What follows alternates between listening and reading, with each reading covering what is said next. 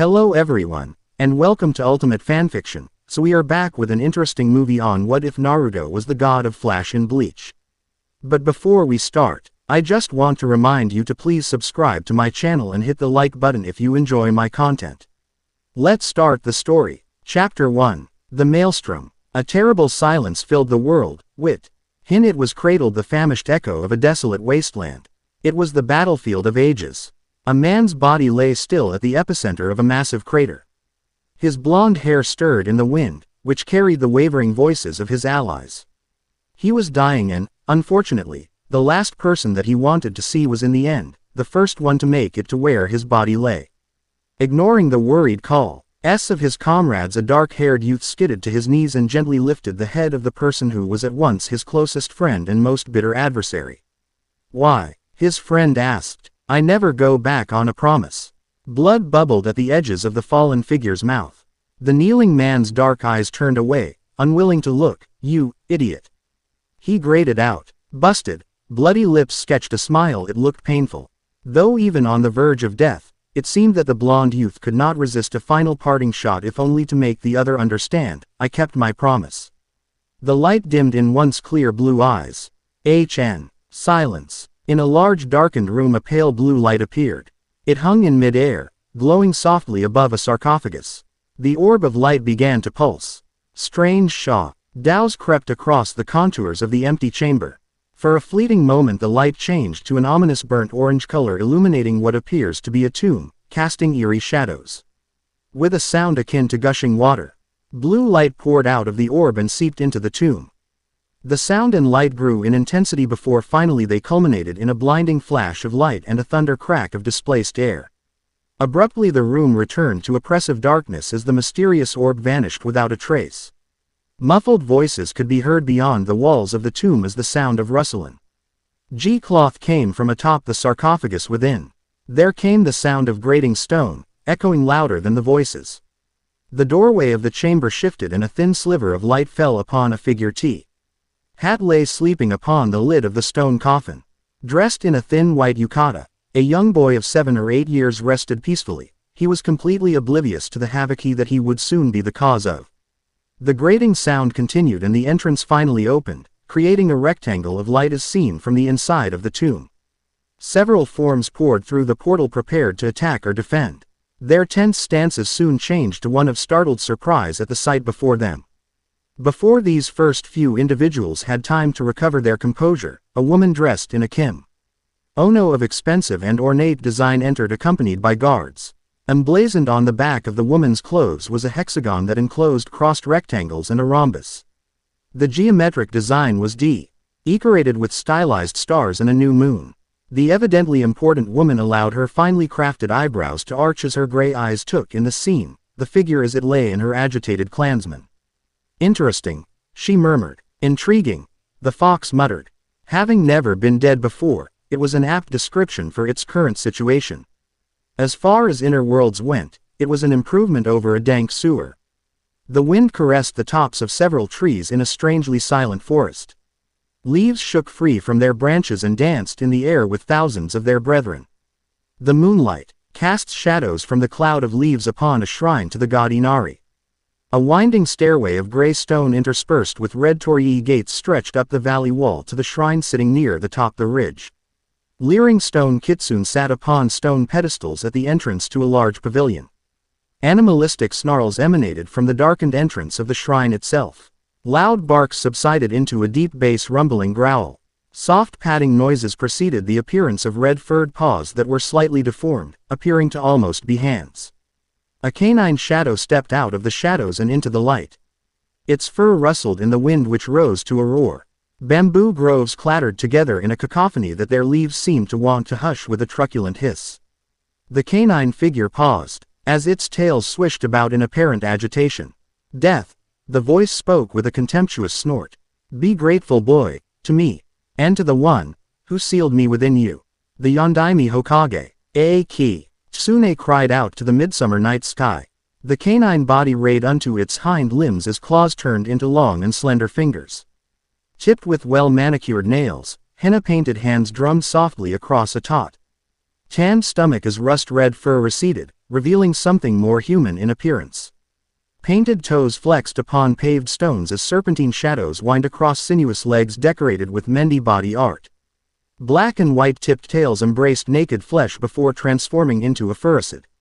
Long sleeves brushed against the ground as the silken robe patterned with the image of fireflies circling a bonfire at night. Shifted and rustled. A long, furry red tail reached out from between the kimono's folds. It partially transformed 2/3 its length into a red sash that pulled the robe closed. The remaining third of the tail rested against the woman's outer lapel, curling over the shoulder and around the back of her neck like a feather boa, serving to accentuate an already impressive bust. A necklace of prayer beads glinted in the light as a single leaf settled into the palm of an outstretched hand. The guards had moved the child to an empty room within the complex while the clansmen debated his fate. The majority of the clan had favored simply throwing the urchin out.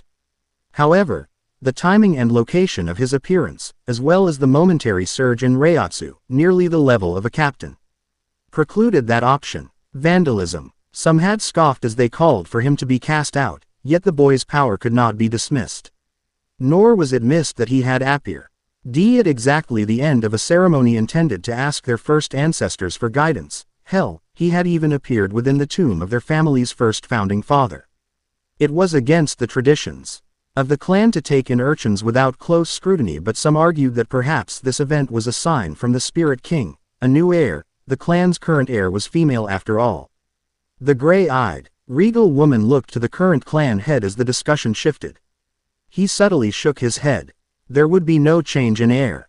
The girl would need a powerful consort. However, the anomalous child will stay until his potential as an asset could be evaluated. In the end, the discussion was concluded with some smug and others disgruntled. The members were soon debating the particulars of the child's life within the clan. What are they going to call the boy? New commonly souls lost their memories during the transfer to Soul Society after all. The amber-eyed clan head looked on in amusement. These people were not always solemn, but the topic of this child had wreaked havoc on their decorum, a chaotic maelstrom. Lips thinned into a wry smile. Buddha in heaven laughs. Naruto. Until we know otherwise, his name is Naruto. In the corner behind a screen a young woman twitched in incredulity. You named him after a ramen topping. A purple demon mask crowned with horns and a mane of dense white hair adorned the wall opposite. A stone sword was clenched tightly in its teeth and a white robe was mounted on a frame below. A young boy was pretending to sleep peacefully on a large square futon. It was placed in the center of the room. As he breathed in, deeply sleeping, the front of his yukata opened to reveal a pale green crystal pendant hanging on his neck. It pulsed once, twice, then 3 times before settling down. The child stirred sleepily. Naruto's inner world. She allowed her powers to recede within her.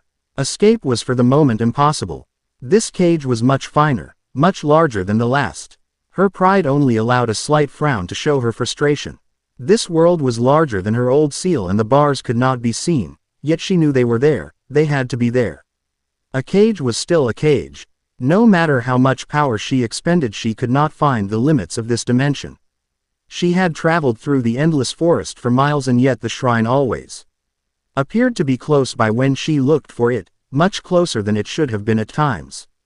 She had briefly turned her ire on the landscape and an ominous power, even greater than her own, had filled the world. Emanating from a dreadful object in the heart of the shrine, it seemed to pick her up and squeeze her to the point of breaking. Since then the fox had resolved to forego violence and investigate that power later.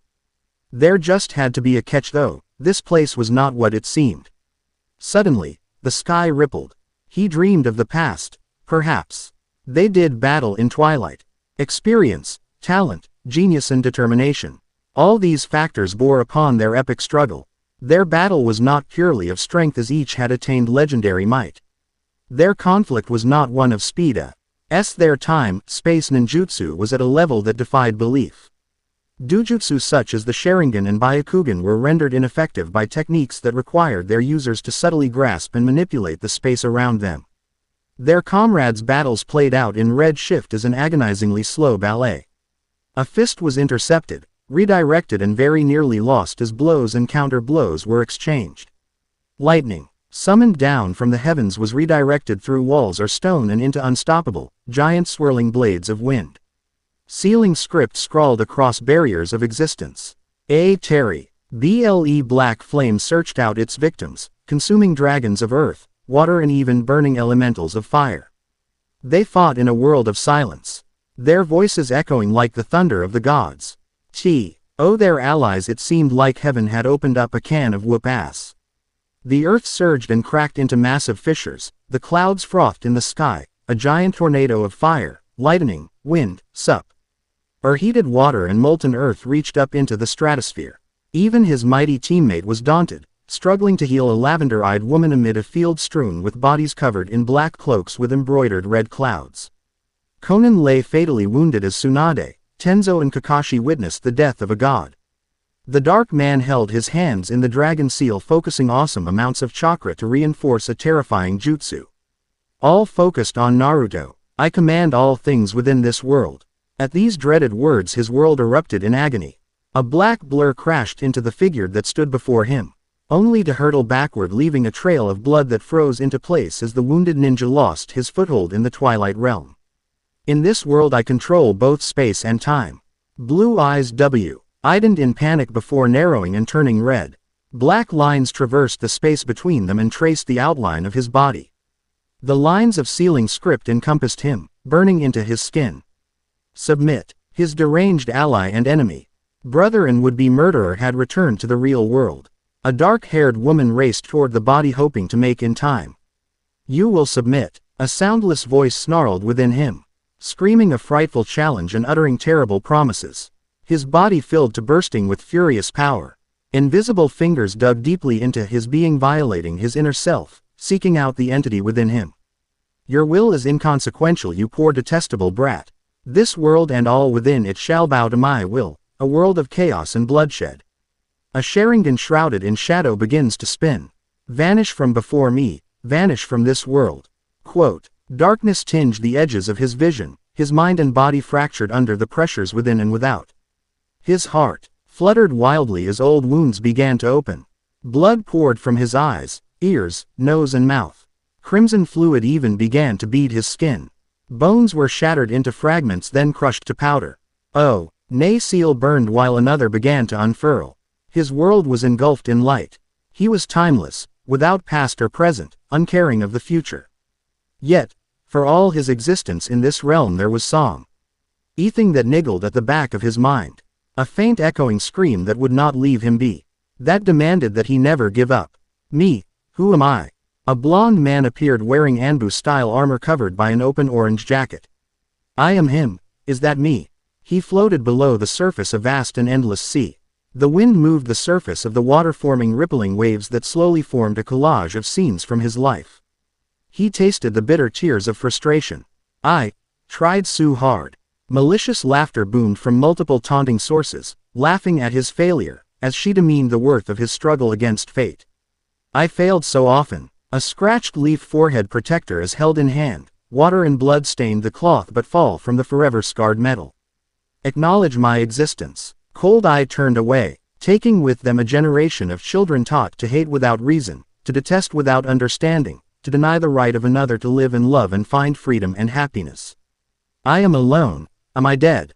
Silence. Echoing, silence. The image was of a memory not his own, painted in a palette of pastel colors, greens and browns, a shock of gray-white hair as seen from a point of view partially obscured by a lock of golden-colored hair. Hey, it was just something that I thought of while eating a bowl of ramen. The white-haired man blushed at the praise, abashed and awed by the love shown to him by the one person he regarded as his son. We would be honored to use that name. A woman illuminated by the soft inner beauty that could only come from saints, sages and those who create new life. Rests gentle hands upon her husband's shoulder. Her red hair flowed over her shoulders, he very badly wanted to touch it. I guess this makes me the godfather. Silence. My son. Gasping. Blood pours from his mouth. Sarutobi tried to help him stand, but the blond man waves his predecessor away. You were entrusted because you were trusted. I the Hokage place their lives in your hands, Naruto. Silence. What do you mean? Orochimaru. After all these years you still don't get it. The two stood upside down on the belly of a snake, watching the Kyuubi Jinc. Hyoriki's struggle to survive against Kabuto. The true worth of a ninja is to have the guts to never give up. In his final moments, gallant Jiraiya summoned the strength to restart his heart by the power of will alone. Clawing from the void of death to fulfill his role in prophecy, to make his choice. Silence. He had not become Hokage. He had not yet succeeded in changing the Hyuga. There were still those who hated him with an irrational passion. As a ninja he had equaled or surpassed his idol in every area save one. There was still something missing from that jutsu. But true to form in the balance between life and death he found what had eluded him. The violation of his mind provided the answer. He reached within himself for the ruined remnants of the seal. The counter seal provided by the toads allowed him the alter it. The first Hokage's necklace provided the focus. His blood provided the energy to drive, not the attack itself but the summoning. Using space-time ninjutsu to forge the links he needed to make the attack impossible to avoid, sealing script began to spiral out from where he stood. The seals that were killing him would create a path to strike the enemies within and without. A deep voice uttering what sounded like a Buddhist sutra caught all their attention, but it was already too late by then. An icy coldness filled him where the incarnation of death touched his shoulder. The man before him visibly wilted and died, his unnatural lifespan too fragile to survive beyond this stage. The demon turned triumphant eyes upon him. The Shinigami took a measured gaze. ND pierced both his heart and the demon fox with his blade. The world erupted in light. A sonic boom passed over the secret ninja nations. A titanic wave of wind forced those nearby to put up barriers or be slapped with crushing force. In a faraway nation a certain bridge stood strong under the force of a sudden monster wave. One ninja fell within a mile-wide crater. His death would eventually be forgotten in history. But the works of his life would change the ninja world, bringing about its salvation. Lightning flashed and his body vanished into legend. It's a first try and unbeta ed. I'd write something witty but just typing 2,000 words takes a lot out of me. The story is just beginning. I'll just put this out and see what happens. I checked and double-checked everything. Yet when I was about to post the story I still got creamed with errors. This should be okay. I have a newfound respect for authors that write into 6,000 or 7,000 words. A measly 2,000 feels in AC. Curate, but I have also noticed a tendency among such authors for long rants within the story itself, cathartic but in this person's humble opinion, a bad habit. Is it just me or is the text editor getting suckier every day? TTFN. Chapter 2. His life has come to an end yet he continues on surpassing death itself. Taken in by a noble clan, what destiny lies before him? Disclaimer. I don't own Naruto, wish I did though. The story is just for fun not profit. Speaking, thinking, Kyuubi to Naruto, Ripple, situational awareness is a must-have in battle, especially against opponents that can command the lesser spirits in the air to form a platform that they can stand on. Opponents that can rip holes in the fabric of space and time, to attack from any angle would make any combat an impossible exercise to survive without the proper mindset. It was not simply a question of being aware of where the enemy was, though that was a large part of the solution. One had to be able to banish the notion of up and down. The sky is for the birds and men walk upon the earth is a mortal concept, not worthy of a lesser god. Spirits walked upon the ground as a matter of choice, of order. In battle such logical concepts needed to go out the window. Furthermore, a spy and assassin needed to be aware at all times and think in multiple dimensions instead of directions. Such was the purpose of the Fractured Room. Designed by the 12th Division at the request of the 2nd Division and her clan, it was an immense space filled with odd formations of sandy rock, trees and lakes on all 6 walls. Step on the stone or tree and one's sense of up and down would instantly change. The foliage and water provided cover and obstacles for the purpose of evading attacks and learning to move over terrain with stealth. All in all, the design of this room would in the future spark a passion for hidden underground chambers in a certain sandy-haired youth, but that was a story for another time. A figure blurred through a forest of giant trees before leaping into the sky. Her body was dressed in a black training gi tied off at the forearms and below the knees. Her body continued its ascent before reaching the apex of the jump. midway between ceiling and floor. The sky and earth reversed positions and she began to fall toward a rocky desert that was once the ceiling. Gracefully twisting in the air, her feet touched down gently upon a rock outcrop, then she starts to race away. She ran horizontally along the side of the canyon wall, swiftly pursued by another figure.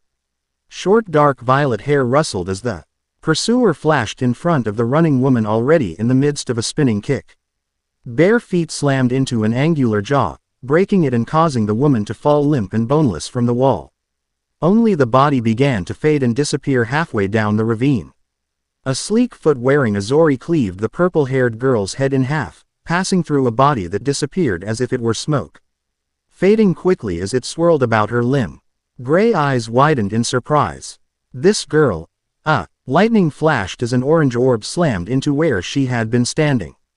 Gray eyes twitched at the gleeful expression on her charge's face. The entire mountain of rock collapsed into rubble. "Era. I almost got you there, Haruka-sensei. Don't era me Yoruichi, that was overkill." "Yes, sensei. You're cleaning that up." "Ha." Masked lips smirked. "Now let's go over the basics for our guest." "What? Why? He hasn't done anything but stare dumbly at us for the last hour." "I think Naruto-kun will be interested to learn this." Gray eyes narrow. "I could always have you teach him on your own. Now shape up." "Yes, sensei." Blue eyes sharpen and look on in silence. The two women stand before him and talk out loud for his benefit. Haruka motions for Yoruichi to start and begins to speak. "Those of us with sufficient spiritual power may affect the world around us through our own will. Think of it in terms of wading in a pond.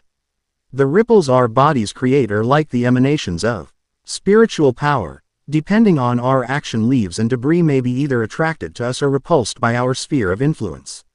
She paused, glancing at the boy to ensure he was listening. He was. "By manipulating our spiritual power, called Reiatsu, and by being aware of how it affects our world, we can use the powers of Shinigami, and more importantly, we can be aware of the usage of power by others." Focusing on Yoruichi, she instructed. "Empty all extraneous thoughts from your mind and center yourself. Focus on the image of a circle and begin to fill it in. Imagine the power flowing into the circle and stopping within the edges. Then step into the circle and allow the power to encompass you." At this point, Reiatsu can be used for various means such as Hoho. Shinigami uses their power to connect to the space they want to be and step through to there. It's like, whatever she was going to say died on her lips. Predictably, Yoruichi had tried to startle the boy by using Shunpo to appear behind him. What had both women gaping was the fact that the boy had disappeared and reappeared at the place that Yoruichi had been standing before. Haruka hadn't even finished explaining the move yet. Startled amber eye become calculating as the girl began to grin mischievously. To Haruka's surprise and dismay, blue eyes narrow as the boy returns the look.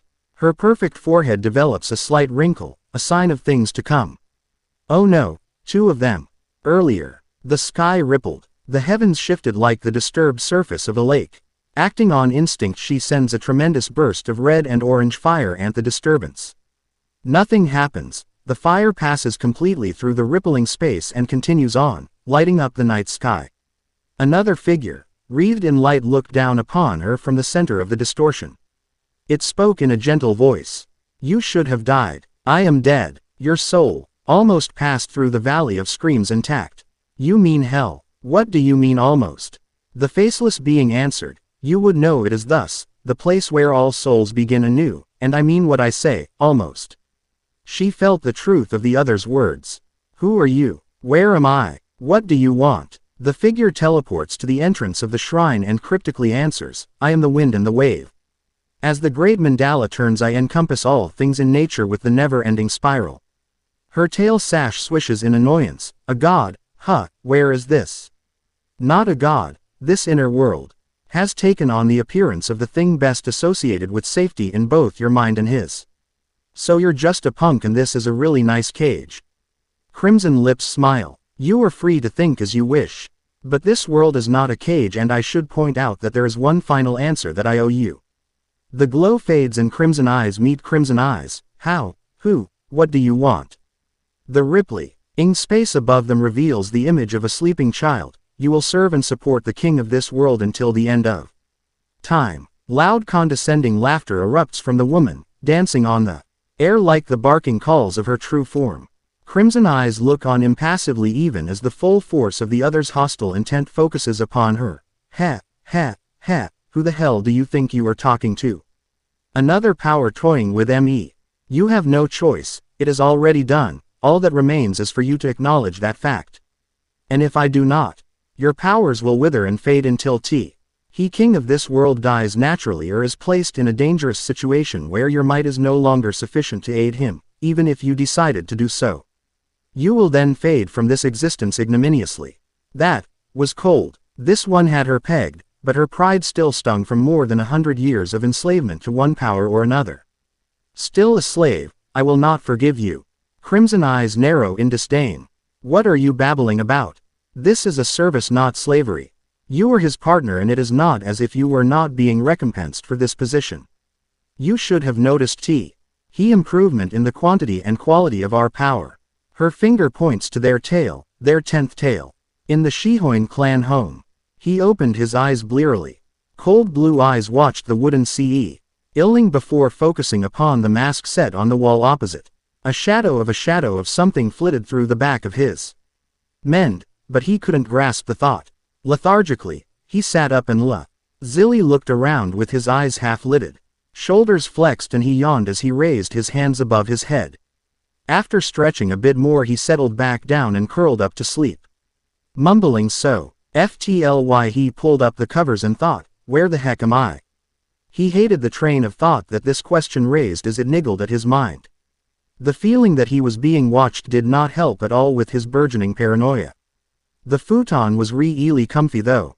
He would just lay there and hope the annoying thoughts would go away. He definitely would not think about what to do if the PLE watching him from behind the false wall turned out to be hostile and decided to attack.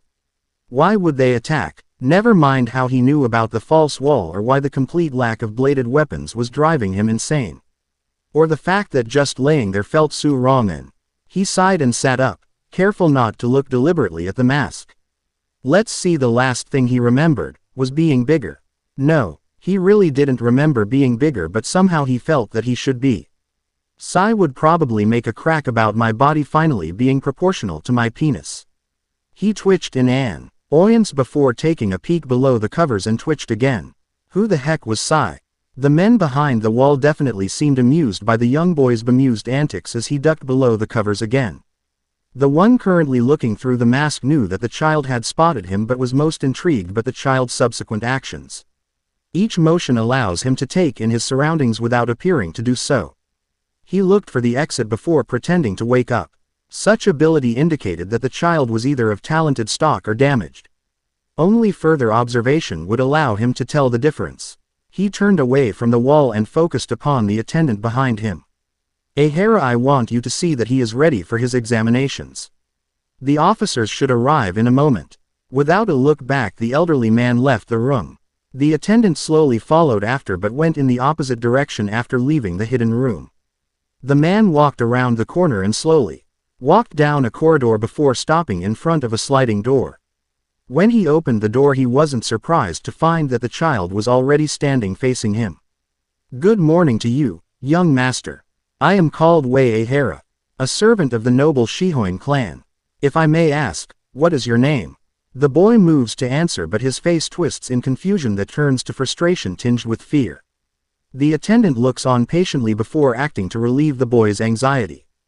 It is possible that your experiences may have caused you to lose your memory.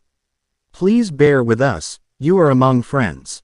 I have been instructed to guide you to a healer and accompany you on this fine day. This was obviously one of the spies, but lacking options, the boy nodded and went along with the man. He deeply regretted going along with the man. Oh, it had started out innocently enough with a nice young female healer who informed him with a giggle that yes, he was dead, and yes, he was otherwise completely healthy. Then had come a woman from the 12th who poked and prodded him, attached what looked like tentacled leeches to his head and tsked gently when she asked him to turn his head and cough.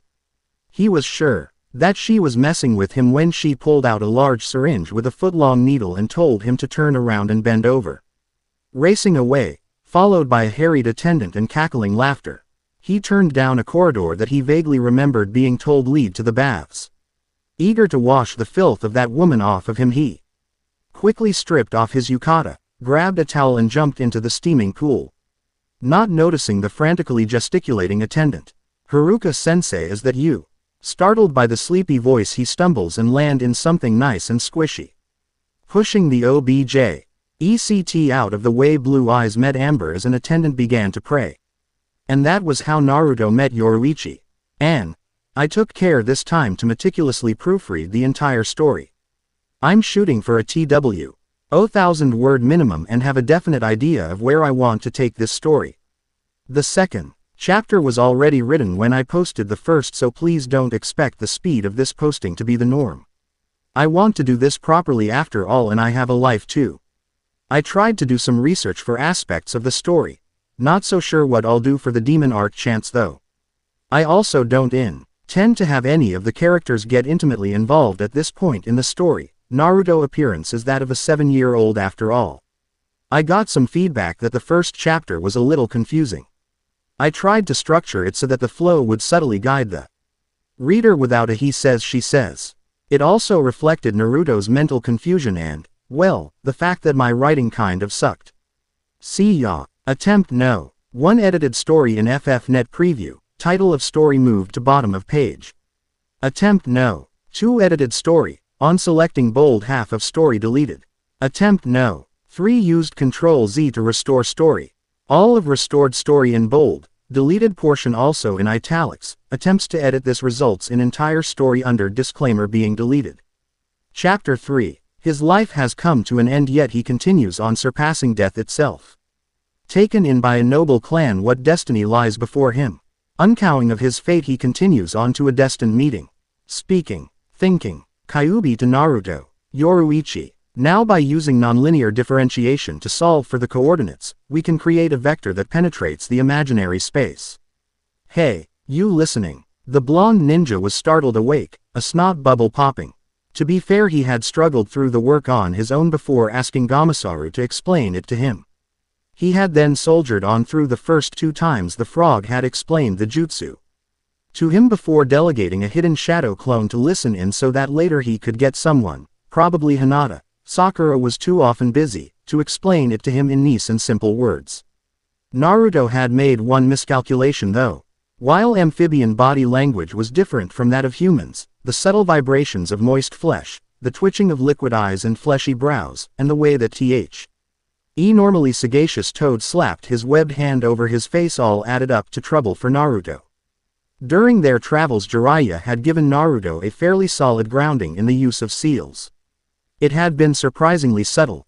A storage seal here, an enhancement seal there, a few anecdotes about things that the elder ninja had done, mostly in relation to how to stop the curse seal, and little by little, Naruto's education blossomed under Jiraiya's somewhat erratic tutelage.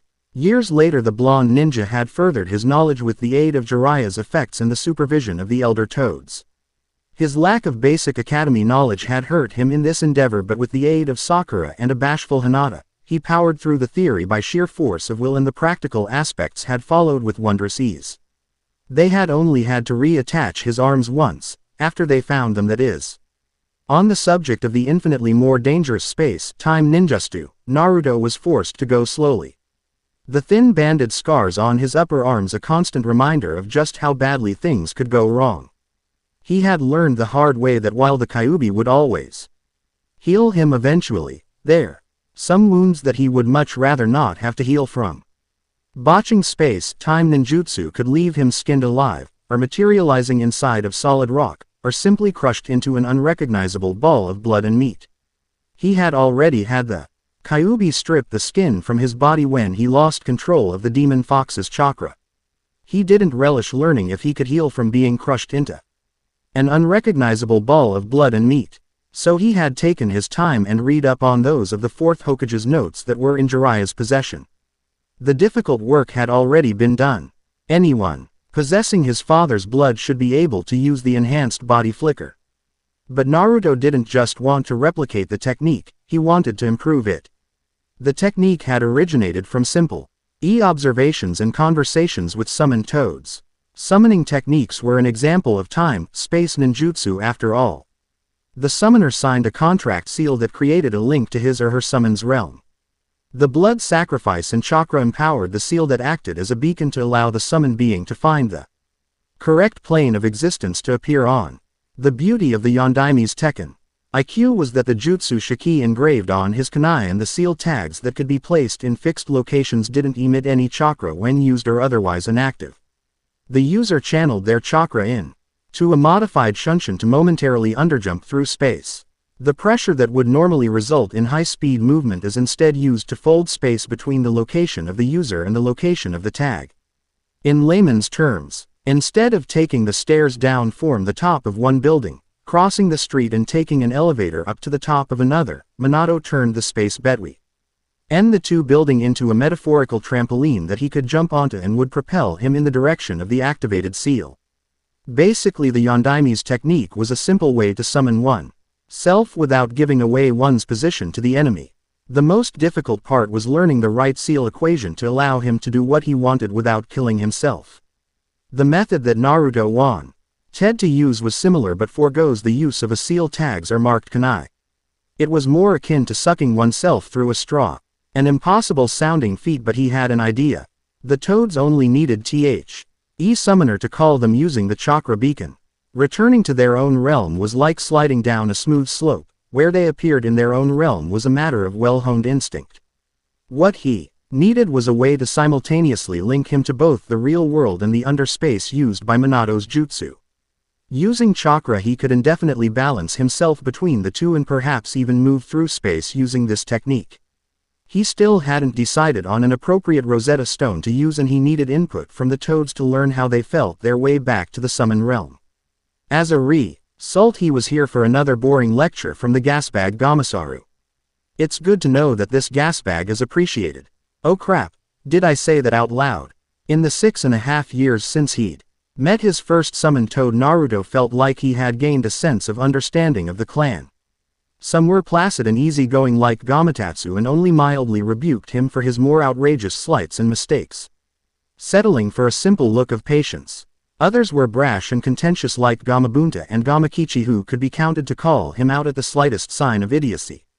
Most, however, were like Gamasaru, reasonably patient, no-nonsense types that could quickly become irate if they thought he was taking them for granted. Dangerously irate, like the way Gamasaru was becoming now. The whiskered ninja sweated and his face scrunched suspiciously as the toad began to chuckle darkly. Foo, foo, foo, foo, hoo. Of course it would be like this. I should have expected as much from someone like you. Hey, I resent that. Dumb asses like you learn best from experience. Jiraiya had to throw you off a cliff after all. I don't like where this is going. Naruto, venture into the realm beyond and learn with your own body. Now just wait a minute. The fox within you might even be of aid. Don't hate me if you die. A swirling vortex appears about them both. Oi, gya. His body tumbled, blind, deaf and numb. He twirled through space without direction, without any sense of up or down. It felt like he was being smothered by a pillow. Nausea began to rise within him. The world took on a red tinge and he stood before a massive gate closed by a single, frayed piece of paper. It looked like there were tears being held together by clear plastic tape. Learning seals were useful for patching leaks. He cursed himself and that damned frog for putting him in this situation. A half-formed idea that he got from Tenzo was now being furiously vetted. He just needed chakra. A large canine muzzle came into view as red eyes looked upon him in disdain. You moron, what did you do this time? Within the void a blond man smirks, as a crystal pendant pulses, and his body begins to flicker. The Wei family was a small middle-class clan that provided the Shihoin clan with basic weaponry, rare goods and skilled labor. There were even rare instances that a son or daughter in the executive military corps would marry one of the lower-ranking clan members. It hadn't happened in his lifetime, but it had happened before, since he was already married and quite content with his safe, well-paid job. Ehara was not as disgruntled as some of his colleagues had been at some of the rumors about the blonde. Though he doubted a no-name urchin would be named consort of the clan ere he held his tongue. That Kuchiki boy seemed like a more likely candidate, but he held his own counsel, an essential trait that beneficial for working as a personal attendant to the clan head. The Ong man in his charge had followed along gamely enough, not uttering a word, unconsciously emulating the older man's gait and comportment with a grace that unknowingly raised Naruto's stock in Wei's eyes. It had all gone so wrong when Hikafuna Taiko decided to have some fun after giving Wei a subtle all-clear. He had hurried after the boy who had eventually cracked and rushed off with unusual heat. Ahara was surprised to note that the blonde had familiarized himself with the layout of the mansion after only given a brief tour. The Shihoin clan house was designed to be difficult to navigate after all. The child's haste worked against him though, as he failed to notice that he had entered the women's side of the bath or the slippers and clothes that indicated it was occupied. Tired and wanting to cause a scene, Wei gestured to the women's sign with increasing urgency while the blonde, whiskered boy ignored him and entered the steam-filled bathing area. Oh well, at least he'll learn not to be so hasty. What's the worst that could happen? His blood ran cold as he recognized the voice beyond the thin panel door. Oh great celestial king of heaven, your loyal servant is still too young to die. There was a period of silence, followed by nervous laughter and some words that he could barely make out. His face paled in shock. Idiot. There was a dull boom originating from the baths, followed by a flood of water gushing into the changing room carrying along a naked and unconscious Naruto. A wash bucket also carried along by the currents came to settle above his privates. Wei stared in resignation before looking incredulously in the direction of the voice behind him. Oh good, looks like they've met each other. He had that weird dream again, something to do with foxes and frogs. These first groggy thoughts vanished from his mind as he scrambled out of the way of a foot that would have smashed the wash bucket into splinters. He snatched up a wet towel as he tried not to think of the sleek long leg attached to that foot and going a little bit higher. Pervert, true, he silently agreed as he edged behind the other two people in the room trying to look as innocent as possible. Idiot, I guess I deserved that. I should have been more careful. Still, it was so soft. Noodle boy. Now that was just uncalled for. I'm still sensitive about that. After fly checking to see that no one was watching, he tugged at the bottom of an eyelid and made a face at the dark-skinned girl. The girl's teacher noticed anyway and acted to relieve the situation and spare the flustered servant. Yoruichi-chan, the young man is a guest, stop causing a scene. But Haruka-sensei, this was an honest mistake on his part. You should know better than to sleep in the bath. Quote. Turning away from the chastened girl, Haruka dismissed the attendant after informing him that the boy would be in her care for the day and then instructing him about what to do when Naruto returned home. Yes, Haruka-sama. With those words, Wei bowed once to Haruka and one more time deeply to Yoruichi, before shuffling out of the room. Blue eyes attentively watched the dark-haired, gray-eyed beauty. The woman gently motioned for Yoruichi to begin to dress before leading the boy out of the room. Naruto-kun, my name is Shihoin Haruka, a member of the Shihoin clan and a personal instructor in the demon arts. Blonde eyebrows furrow in confusion as the purple-haired girl from before exited the bathroom and glared at him. Demon arts. Shihoin Haruka smiles down upon the child before her. Naruto-kun, would you like to see something interesting? Well, I got after this. It's going to be a while before I post again. I'll write and do some research in my spare time, but expect it to be at least a month before I get the chance to continue. On the other hand, it'll probably be a lot longer than 2,000 words. I'd also like to see if there are any recommendations for a beta reader. I've only just started walking again. See ya. Chapter 4. His life has come to an end, yet he continues on, surpassing death itself. Taken in by a noble clan, what destiny lies before him? Unknowing of his fate, he continues on to a destined meeting. Naruto fate as a member of the Shihoin clan hangs in the balance. I don't own Naruto. This is for fun, not profit. Speaking, thinking, Kyuubi to Naruto, flicker. Soul Society was a vast realm. No true effort had ever been taken to discover just how large, since time and distance in spiritual realms, no matter how stable, were deceptive. The LFTH division estimated the surface area of available land in Soul Society to be roughly 1.5 times the size of the mortal Earth, and growing. This makes sense when one considers that the Pansion of Soul Society is related to number of spirits housed within. While most denizens of Soul Society eventually reincarnate, through natural or violent means. With a mortal population of billions and a death span of 100 years to several thousand years, depending on individual Reiatsu levels, heaven would get very crowded if it couldn't let out its belt.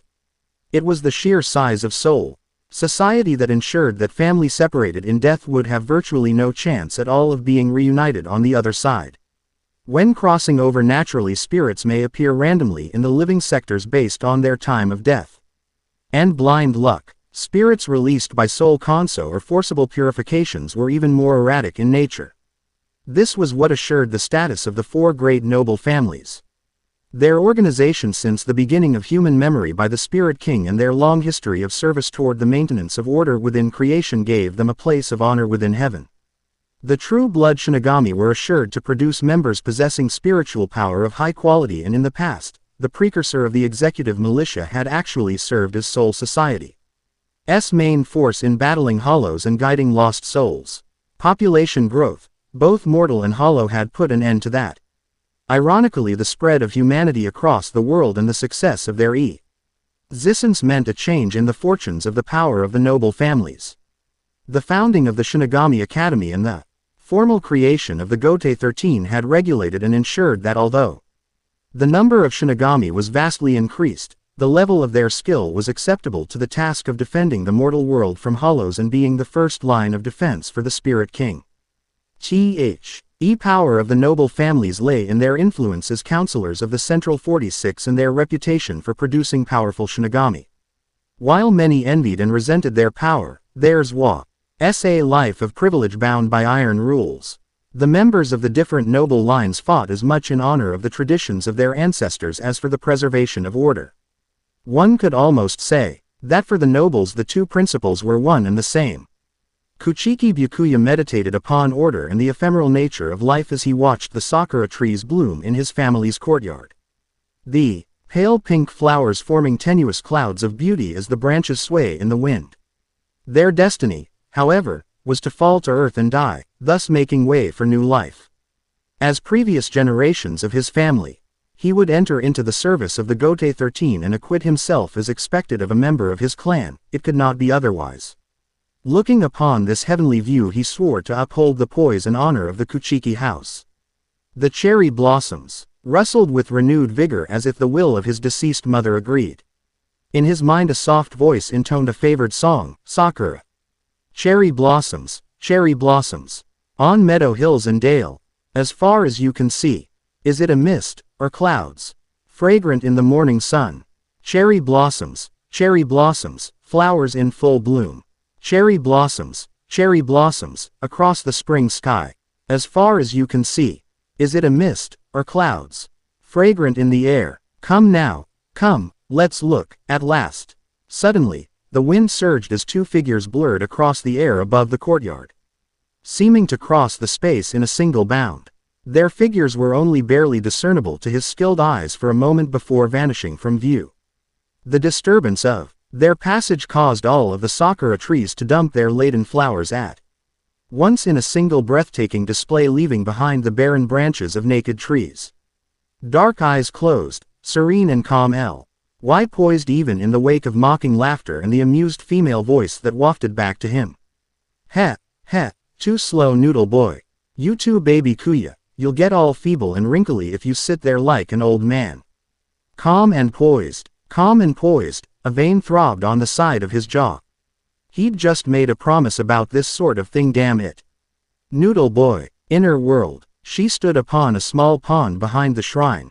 The ripples emanating from her feet did not disturb her reflected image in the water.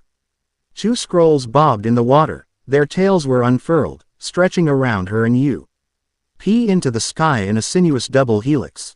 Crimson eyes took in the symbols that only held meaning to her. Sensitive ears listened to the whisper of the wind as it muttered the secrets of the dead. E-hand traced the information upon the scroll as the other possessively stroked a twitching tail. Her oldest memories were unreliable. She seemed to recall great earth-shattering roars and gouts of fire and earth-forming titanic mushroom clouds. Whenever possible she had directed these dreams to her former host and current master. Delicate-seeming hands tightened before abruptly relaxing. Partner. At the time that she had truly become self-aware, it seemed that she had always inhabited her demonic form. She had not been as concerned by the truth of her nature as with survival. The realm of her kind had lost its appeal to her, and she had been increasingly interested in one of the mortal planes of existence. The various rituals and spiritual worship of the land's inhabitants had drawn up an enormous amount of spiritual energy from deep within the world. Furthermore, something about this world's power had largely driven away the hungry spirits with which she had at times found herself having to fight off on occasion. The existence of the Fearless Ones had not been of much concern. She had lived in the world for several hundred years before human encroachment bothered her. They regarded her as a deity, and she mostly just ignored them. Their presence was always at the edges of her senses, however, and she had kept an eye on them. One unforeseen circumstance of this was an increased interest in herself and her surroundings. Even after those first tribes had vanished into history, she found herself observing the practices of these humans. She had answered the flattery of a shaman and had used her powers to heal. She had listened in disdain to the cruel and evil entreaties of a woman desiring vengeance. Good and evil she learned from experience and observation. With the coming of her 9th tale, 500 years of constant study had seen the genesis of intellect. Shortly after that, they pissed her off. It was a simple trap, easy to see and easy to avoid. While aiding a mon in exchange for being shown something amusing, she had been bound. A new invention, seals, used to bend and control the workings of the natural world, had been turned on her, using her own chakra. It had been a crude and simple construct by the reckoning of modern ninja, but it was robust enough to force her to do his bidding, for a while. At the moment that the man had declared himself chieftain of 2 square miles of mud huts, she had gathered enough power to regain control of her own body. Her revenge was what had started it all.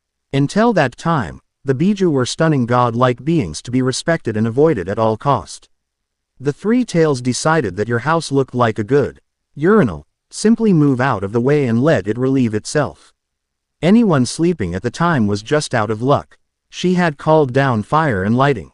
Her tails had cleaved the earth and sea, burying not just the capital but destroying the entirety of a small nation. One would think that this would further encourage people not to mess with her.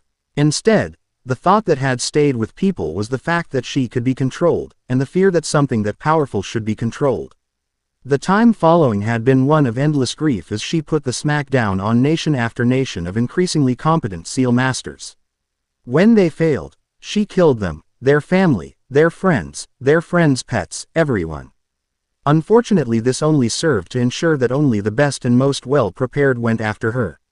Her arrogance had not allowed her to admit that she was beginning to feel the heat until the coming of the Sage of 6 Paths. Soon after that, she met the Uchiha clan. Curses. Why am I learning this again? The fox woman huffed in annoyance. Her reflection hollowly replied, the more that the king of this world learns about himself, the more powerful he will become. Crimson eyebrows rose as she asked again, why am I learning this? The reflection below changed to the image of a monsoon cloud swirling about her feet. An echoing voice replied, you must learn of your new powers in their entirety in order to best aid our king. The air about her FTED as a giant vortex of wind materialized before her, carrying the scent of the coming rainstorm. Her body shifted form into that of a daikaiju with 10 silver-tipped tails. Bring it on, bitch. What did you call me?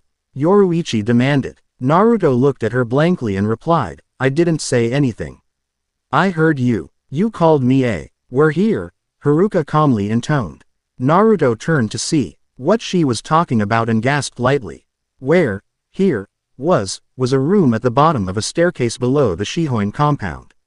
They stood on top of a cliff overlooking a vast plain of giant, sandy, red rock spires. The size alone would have been startling, but on each face of the giant cubicle room there was a different environment. The wall behind them looked like a wide plain of chest-high grasses and contained a winding river with a sparkling horseshoe lake. His face was blank as he took it all in. Incredible. Yoruichi looked on proudly. This is the fractured room. He was secret. Lee impressed but knew that his blank look would annoy her. The purple-haired girl seemed to be peeved by his lackluster response but ignored him in favor of her teacher. The woman had walked some way away from them and now stood at the far end of the clearing near the edge of the cliff where the ground dropped off to form the rocky desert. Her gray eyes looked out over the terrain before turning back to them. Yoruichi and I will have a little warm-up while you watch Naruto-kun. Amber eyes crinkled in amusement as she took off her sandals, a light warm-up. Haruka smiled benignly. Yes, light. Naruto watched the byplay between the two with a clueless expression. Yoruichi and Haruka began stretching and flexing their bodies, twisting first one way then another before hopping briskly in place for a few minutes. Naruto frowned. That's it. Suddenly Yoruichi dashed forward, releasing a blistering combination of open and closed-fisted strikes at Haruka, who either avoided them complete. Lee deflected the blows with equal dexterity. Yoruichi seemed to sway backward, her body crouching and coiling up like a spring. In a single fluid movement she leapt at Haruka with a series of spinning kicks. The older woman avoided the first kick before covering the left side of her head, bracing her forearm with her right hand. Taking the blow with her braced arm, her right hand snaked out, catching a hold of the offending leg. In a display of flexibility Yoruichi struck at her opponent with her other leg, jackknifing her body so that it folded in half. In that time, however, Haruka had led a quick three-quarter turn to her left and released the purple-haired girl. Yoruichi was tossed off the cliff with enough force to make it almost all the way to the nearest rock formation. Turning her backward momentum into centripetal force, Yoruichi flipped acrobatically until she came into contact the side of the rock wall. The world seemed to realign itself to match her perspective. Haruka seemed to fall toward her following an inverted ballistic arc. The girl dashed away, narrowly avoiding her mentor, who created a crater in the side of the rock face when she crashed into it. Closely pursued, she raced around and up the rock before jumping high into the air. Naruto's mouth widened fractionally when she stopped jumping up and began falling down, to the ceiling. The battle continued on, with the two weaving between trees and throwing several throwing knives at each other. He squinted his eyes as he thought he saw Haruka trap her opponent in an arm lock and slam her bodily into a boulder. Only for the girl's broken body to fade into nothingness. From that point on the two women seemed to flicker about from place to place in a frenzied blur of arms and legs. At times they hide from each other and toss assorted bladed weapons at mid-range, before changing positions and going at it again. Naruto watched in interest as Yoruichi appeared upside down behind Haruka Ulreya. Twisting in the air, a blade came flashing toward the woman's neck. Haruka must have had experience with this move before, for if she had simply spun to face the presence behind her, she would have been decapitated. Ducking to avoid the blow, Haruka tried to sweep the feet that weren't on the ground. Taking in the situation in an instant, she dived out of the way of a powerful overhead kick and raced away with Yoruichi in pursuit. What was your impression of him? Amber eyes set in an old and wizened face regarded her seriously. He had been the leader of the clan for close to 1,000 years. The captain of the executive militia and demon arts brigade for 500 years before retiring in favor of a trusted vice-captain. Detecting deception was by now an involuntary reflex. Mind honed by centuries of hunting traitors and scouting in dangerous territory, dissected her every expression, every nuance of verbal inflection, reading her as easily now as when she was a younger student. Tell me, Haruka, Shihoin Hansho was a difficult man to deny, and absolutely dangerous to ignore. She steeled herself to give her report clearly and concisely as she had been taught growing up. He shows talent, especially in the fields of Hoho and possibly Hakuda as well. Earlier, she honestly tried not to gape. She really did, for someone at that age to show such promise in the Hinagami arts was rare even within a noble family. From the very beginning she hadn't expected much from the child. It was simply his fortune, or misfortune, to appear the way he did. She certainly did not hold that this child was a sign from their ancestors. She had expected to use the boy's presence as an opportunity to get her student to go over the basics. If he showed no promise as a potential Shinigami, he would be quickly regulated to a position as one of Yoruichi's minor servants and the issue would be forgotten. Yet it wasn't just his easy grasp of the concept that had her stunned. It hadn't been a coincidence that the boy had moved out of Yoruichi's way. The little bugger tracked her movement. Yoruichi really had talent for shunpo. She was already beginning to create her own te. Schneeks, and in less than a decade Haruka was sure she wouldn't be able to keep up with her. You are a real true-blood Shinigami Yoruichi. It will be an honor to serve you. Haruka watched as Yoruichi challenged the boy to shunpo again, and then Flash stepped ahead of him. The two began to play a lively game of tag, flickering about from place to place faster and faster. Until she lost sight of them. Haruka sighed at the evidence that Yoruichi had been holding back against her. That girl, not just the girl, that boy as well. He was a diamond in the rough. At the Shihoin mansion, Haruka finished her report. I recommend an accelerated training course before enrolling him in the academy when his talents begin to mature. Naruto-kun definitely has talent. Hansho nodded. The nurse had indica. Said that the boy was in excellent physical shape, and then he thought of Hikafuna. Kirio-chan has reported that while the boy's chain link was in good shape, his Hakusui or soul sleep showed signs of recomposition, indicating a violent death. Haruka nodded. The life of a warrior, or at least a life of war. Hansho smiled grimly. Then perhaps it is most fitting that Shihoin Naruto should appear before us. And the song Sakura that Byakuya's mother is singing in his memories is a Meiji-era folk song. This one is slightly longer than the other chapters that I've written so far. The next few chapters will take some time as I'm going to do some research. Chapter 5. His life has come to an end, yet he continues on, surpassing death itself. Taken in by a noble clan, what destiny lies before him? Unknowing of his fate, he continues on to a destined meeting. Naruto's fate as a member of the Shihoin clan hangs in the balance. His greatest bane is now his ally. I do not own or profit from the anime, manga Naruto or Bleach. This story is just for fun.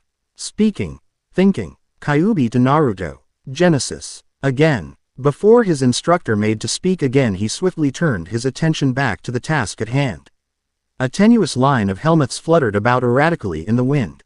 Fulfilling their given task, the Shinigami messengers attempted to remain within 100 meters of each other, wavering haphazardly in accordance to the whims of the mountain zephyrs.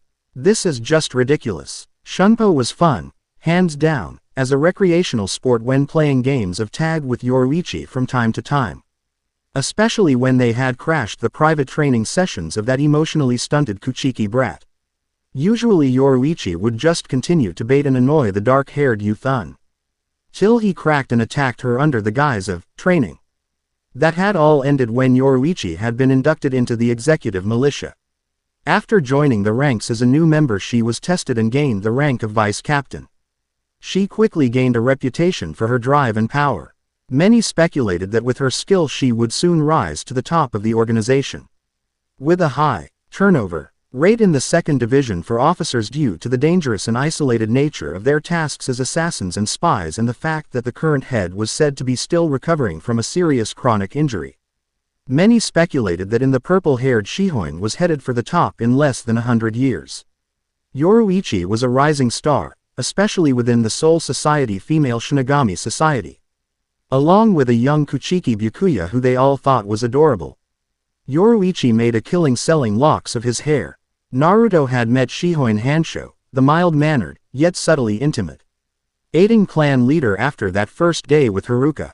Due to declining health, it was said that he had retired to oversee the affairs of the clan and to spend his time training his heir and waiting for her to succeed him within the ranks of the clan and the Shinigami military force. Hansho spent his time interacting with the counselors of the Central 46 and directing the different interests of the Shihoin clan. It was said that he would only relax after Yoruichi had claimed the captaincy of the second division and removed any lingering doubt that she was a fit successor. In the last few decades she had been consumed by a burning desire to prove herself, as Haruka could no longer protect the 160-year-old Shihoin princess from the burning rumors and innuendos that NDED about Yoruichi's professional military career. Incensed by the charges of nepotism, she had quite literally thrown herself into training with a reckless abandon, seeking to perfect every technique to correct every flaw. Real or imagined, Naruto secretly worried for her, but Haruka had said that neither she nor Hansho-sama was worried. Yoruichi's manner had become harsh and abrupt, but the bulk of her vitriol seemed to be primarily focused upon a hapless subordinate, a sandy-haired fifth-seat officer. Fortunately, the man seemed to take the abuse in stride, never seeming to lose his sense of humor and good cheer. Except when Yoruichi kicked him in the balls for saying something that she considered inappropriate. Naruto winced at the memory and sincerely hoped that the poor man found some sort of proper groin protection soon. The low blow was starting to become second nature to Yoruichi, especially after a scene that he and Haruka had chanced upon while first training in the fractured room. Yoruichi had arbitrarily decided that Urahara Kazuki, as he later learned the man was called, needed to take in some supplemental training to help refine his shikai. Yoruichi was standing in a white training gi tied closed over a black vest and knee-high boots that dug into the ground as she simultaneously berated her would-be training partner and heaved backward. She was attempting to drag a bag of training tools from the arms of the man who was desperately clutching it to his stomach. Haruka had greeted them and an annoyed Yoruichi had introduced Naruto to Kazuki, who grinned sheepishly at the young boy and began asking avid questions about the training room and the people who had built it. Haruka had answered Urahara to the best of her abilities, pointing out different features too. The man who was enraptured by the workings of the room. Taking advantage of the drooling man's distraction, Yoruichi had snatched away the bag before her dusky skin flushed. Urahara had been very much taken by the mechanics of the room. So much so in fact that there was a very noticeable bulge under his black hakama. He must have been using a metal plate to save himself from the agony of Yoruichi's love taps, because the whole thing had come loose under the pressure and formed a ridiculously long horizontal peak under the fabric that raised Haruka's eyebrows. They had barely gotten clear of he blast wave caused by whatever Hado Yoruichi had used on Kazuki. Naruto had wanted to go back and watch the fireworks, but Haruka wisely led him away from the frantic screams and apologies of Urahara Kazuki. It had taken a month to repair the room. From then onward Naruto always felt a sense of commiseration for the hapless Shinigami. Another side effect of Yoruichi's success was that now Haruka had begun to focus on training Naruto in the arts and traditions of the Shinigami. The members of the noble houses were the ones best placed to have available Shinigami tutors. As a result of this there was no real need for Naruto to attend the Shinigami Academy, since the quality of instruction that could be obtained through the connections of the Shihoin clan was superior in many ways to that of the academy. They had started with the movement skills of Hoho, which, as Naruto learned, was far more than just learning to use Shunpo. Of course, when they did teach him Shunpo, they really went all out. Haruka and another personal instructor named Kotengu Jutaro, a grumpy old man that served in the Shihoin personal guard, laid out various target circles about one of the clan's private training grounds. Naruto's task was to Shunpo as far as he could go and as many times as he could while doing the training exercise. The closer that he came to the center of the targets, the more difficult Haruka made getting there become for him. At first it was simply a matter of teleport from point A to point B and back again, taking care to be as close to the center of the circle as possible. Haruka was a fan of learning the basics and made him repeat the exercise in ever more unreasonable sounding variations. Shunpo forwards, Shunpo backwards, Shunpo blindfolded, Shunpo while dazed, Shunpo from one floating log to another. Shunpo from the tip of a blade of grass to a leaf on a sakura tree without disturbing the blossoms. Repeat all of the exercises while dodging throwing daggers. On and on for close to 60 years Haruka worked him, secretly amazed at his skill and determined to take his training as far as she could. Finally there came the helmets. The spiritual tools were used as angers and as guides into and out of Soul Society. Every official Shinigami was issued to use of one and held the authority to summon more. The Shihoin clan cultivated and provided the helmets to each 12th division to process for their use by all Shinigami. It was one of the traditional services that their clan provided to Soul Society. Naruto's current predicament had resulted from a grunted suggestion from Kotengu sensei. He still hadn't mastered using Shunpo to move from leaf to falling leaf in the training grounds, and Kotengu had advocated more strenuous training. He had been watching a helmet go fluttering by when he said that, and Naruto's stomach sank. When they had explained what they wanted him to do and more importantly where they wanted him to do it, Naruto had felt appalled and a strange sense of déjà vu. He had been told to cross a several 100-foot wide chasm cut into the side of a mountain by a tumbling waterfall. He was to make his way across using only the backs of the helmets living in the valley as floating stepping stones. One error and Naruto would plunge 900 feet to the forested valley floor. When he asked them what they would do if he fell, Kotengu and Haruka shared a brief glance before clapping their hands twice and bowing to him, looking like they were barely restraining their amusement. Naruto had briefly considered refusing before ruthlessly crushing the thought. The Shihoin clan had not exactly been welcoming to Naruto, but the members that he had met seemed to express a mixture of well-concealed incredulity and anticipation. Anticipation of what? Naruto couldn't tell, but he definitely picked up the sense that his future depended heavily on his performance. Shihoin Hansho had said as much in their conversation when he had been told of his adoption into the clan. More than the sense of expectation, Naruto truly enjoyed his time training in the clan and the subtle feeling of belonging that pervaded his dealings with the Shihoin clan members. Steeling himself without showing much visible emotion to the silent approval of his sensei, Naruto decided to make the attempt as quickly as he could. With a running start, he successfully flash-stepped onto the backs of 3 helmets before he mistimed the wavering fourth and fell screaming into the abyss. The wind rushed past him as the current of the waterfall blurred. Instinctively his body twisted in the air, limbs reaching frantically for a non-existent foothold to arrest his fall. Just as his body had reached halfway down the waterfall, the mist created by the RNING water swirled in place and solidified under him, creating a platform that abruptly stopped his fall. Haruka and Kotengu appeared on ledges at the sides of the waterfall as Naruto struggled to still his rapidly beating heart. Kotengu spoke in a strong but wizened voice. "It seems that you have finally grasped the true meaning of Hohojutsu. Gathering the Reiatsu that emanates from the soul sleep is just the first step. Using that gathered Reiatsu to control the spiritual forces that surround the immediate space about your body is the true thrust of Hoho." Haruka picked up from where Jutaro had left off. By commanding the Reiatsu of your surroundings, you will be able to enhance your movements and create effects such as the platform you are standing upon and the ability to soar through the air for short distances. Using Shunpo to return to the top of the ridge she called down, all that remains is for you to refine your movements. After several years of practicing variations of THSA new training techniques, Naruto had grown to refine his spiritual control to prodigious levels. He was currently demonstrating to Kotengu-sensei his skill in crossing the Helmuth chain. Using his spiritual control, he reduced the density of spiritrons before him while increasing the amount behind him. Little did he know that he was doing was similar to the Quincy technique Harenkyaku.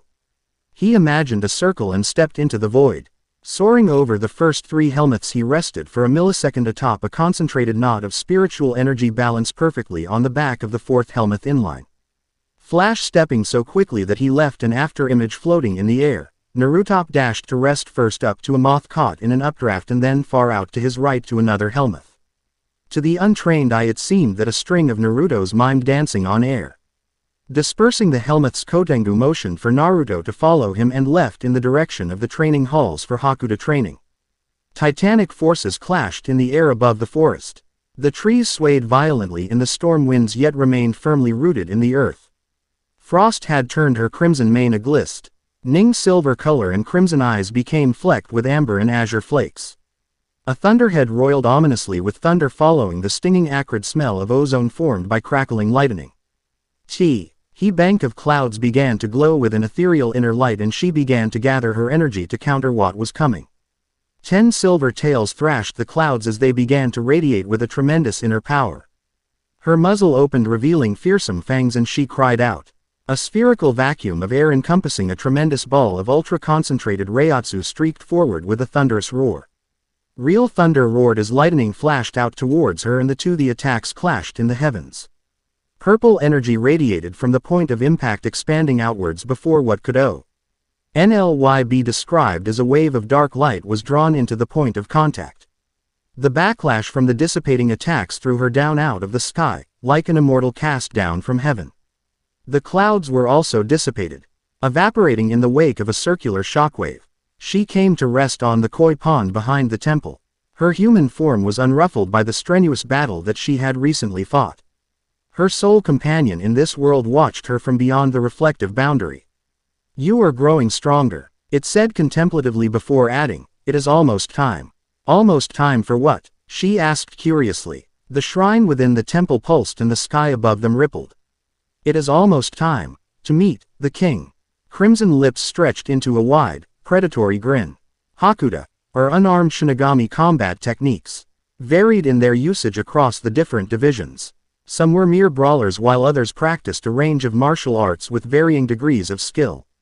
Possessing a spiritual weapon that could be summoned instantaneously and could only truly destroyed by killing its wielder made many Shinigami complacent when it came to personal physical training in unarmed combat. The Shihoin clan and the soldiers of the executive militia used a variety of techniques.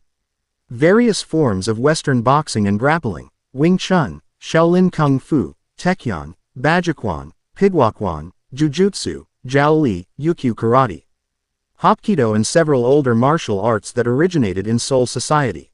Haruka favored a style of kung fu called Choi Lei Fat while Kotengu Sensei was the grandmaster of a martial art called Kukushin Ryu. The Nine Demon God style. Apparently Kotengu Sensei used to be something called a ninja in his mortal life. Cool. When they had first begun training, Naruto began to understand why Haruka Sensei had been working on improving his stamina and his natural acrobatic skills with gymnastic exercises. According to Kotengu Sensei, the approach taken to Hakuda by the Shihoin was to learn anything that could be of use and then discard what was not advantageous to their chosen style of combat, all the while continually striving to improve their style's effectiveness. This pragmatic method of learning was well adopted within the second division, a surprising fact given the highly structured and traditional nature of the military group. One could, however, argue that pragmatism and adaptability to a certain extent were in fact the tradition of the executive military corps. Haruka observed as Naruto began stretching before his warm-up drills. The whisker-marked blonde was an oddity to her senses. The first time that they had brought him to this training hall she had expected to deal with complaints about how boring the exercises were or how strenuous. Instead, the young blonde had taken to the basic training exercises with an eagerness and determination that both pleased and encouraged her to push him further. One afternoon while she had been watching Naruto inhale a bowl of rice for lunch, Kotengu Jutaro had brought a group of students from the academy, children of clans that traditionally served in the second division, to visit their training dojo. Since Naruto had become her pupil, Haruka had started teaching him Tongzagong, a style of kung fu emphasizing flexibility and acrobatic skill. Naruto had been learning a myriad of flips, falls, tumbles and leg sweeps. She had been subtly encouraging him to incorporate ho-ho techniques into his fighting style, enhancing his jumps and dodges. Haruka had therefore jumped at the chance to provide Naruto with some training partners. Naruto's training partners, however, hadn't appreciated being told to spar against a 10-year-old child. While they hadn't said as much, their patronizing looks and attitude was obvious to Haruka, who had to stop Kotengu from barking at the students for their complacency. Two boys, brothers Fong Sikong and Fong Shimin, were chosen to be Naruto's sparring partners. The first fight had gone as Haruka had expected. Naruto, using Tongzagong, had at first taken the elder Fong off guard with a leaping kick that turned into a tumble in midair. The boy had passed under the older boy's raised guard and had landed a telling blow with split kick and sweep combination that very nearly ended the match. Sikong had managed to recover from his fall and avoid the follow-up attack. Naruto had managed to dodge most of Sikong's counter-attacks but was definitely being pressed back by the time Kotengu had called an end to the spar. Red-faced from embarrassment and breathing heavily, Sikong moved aside to allow Fong Shimin to take his place. After a short breather, Naruto prepared to face Shimin. The younger Fong boy seemed to be wary but still seemed to relax his guard confident that Naruto's exertion in the first match would make him easy to defeat as long as he didn't underestimate the boy. It was this thought that caused him to lightly smirk as he quickly circled to Naruto's left and began a series of kicks at low and medium height designed to keep the boy from closing and wear him down. Naruto struggled to move into striking distance but was forced to dodge the quick series of kicks. His attempts to open some space between them were met with resistance as Shimin continually closed in on Naruto with a furious storm of kicks. Finally, a spinning back kick broke through Naruto's guard and impacted on his chest. As he was propelled backward, he saw the satisfied smile on Shimin's face, the look of vindication on Sikong's, and the patronizing looks of pity he glimpsed on the faces of some of the female students, and he imagined the same look on Haruka's face as well. An unnamed feeling bubbled up within him and a fleeting memory flitted through the back of his mind. To the eyes of the students, one moment Naruto was being tossed backward and the next he disappeared and there was a crash as Shihoin was propelled upward into a support rafter in the ceiling. Naruto slowly straightened up from a crouch as Shihoin fell in an unconscious heap behind him. Everyone was silent as Sikong and Kotengu dashed over to check Shimon's vitals. After that incident, Kotengu had decided to teach Naruto Bajikwan, the 8 extremes fist fighting style, and Pidwakwan the chopping palm fighting style to make the best use of his explosive power.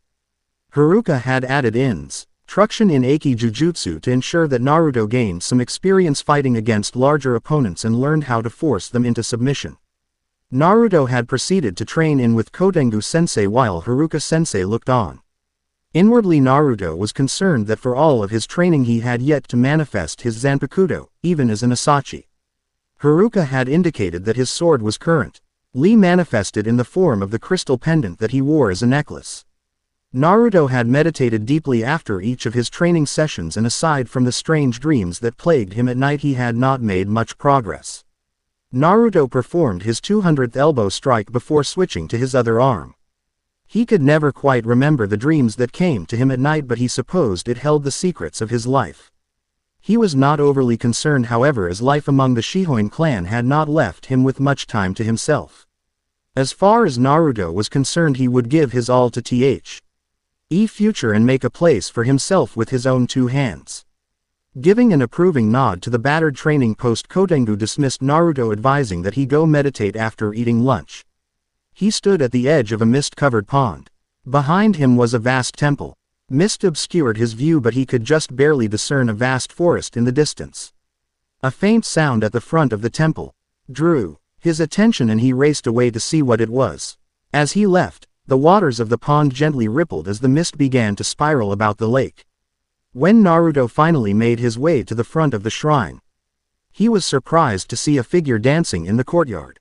The sleeves of her furs had fluttered in the air as she twirled and leapt from place to place, seeming to be one of the leaves that fell from the sacred tree at one end of the pavilion.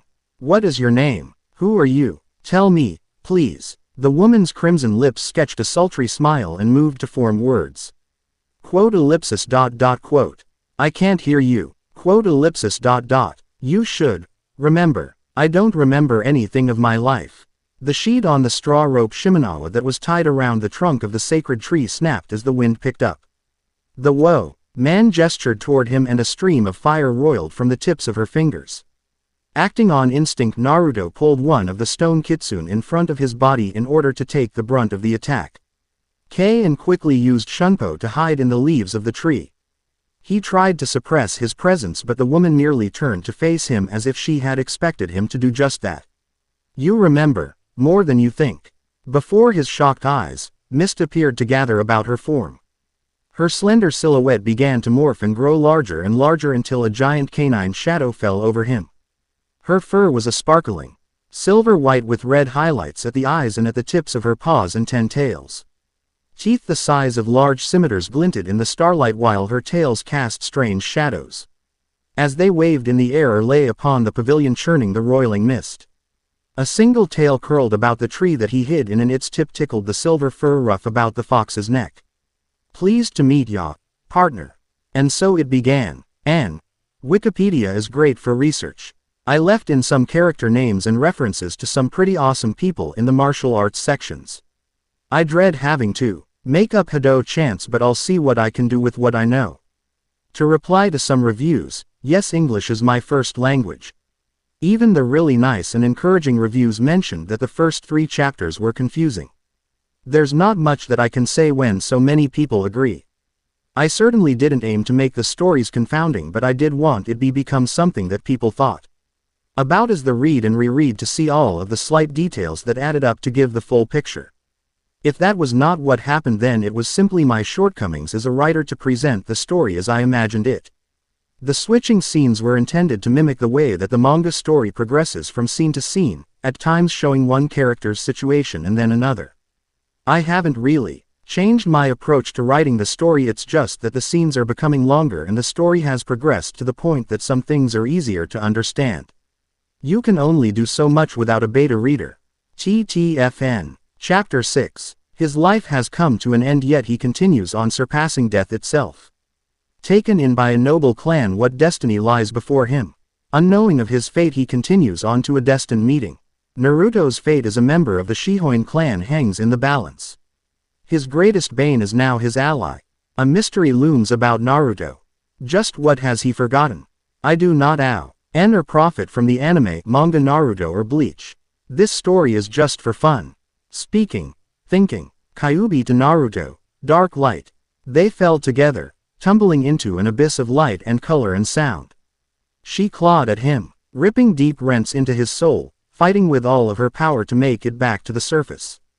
Her struggle was futile as his final technique sent him further and further from the mortal realms, and by virtue of the seals that bound them inextricably, dragged her with him into the realm of the dead. In this situation, the mass of her power was a disadvantage. She was not being dragged forcibly over some ephemeral boundary as this technique's inspiration would have done. A gaping hole had figuratively opened up under her and she had fallen in. Whereas setting her will against him may have saved her from the fourth jutsu, this technique pitted her against the laws of all creation. She had no way to escape the pull that was being assisted by her mass. Unless, of course, she gave up most of her powers and struggled to the living realm, a mere shadow of her previous self.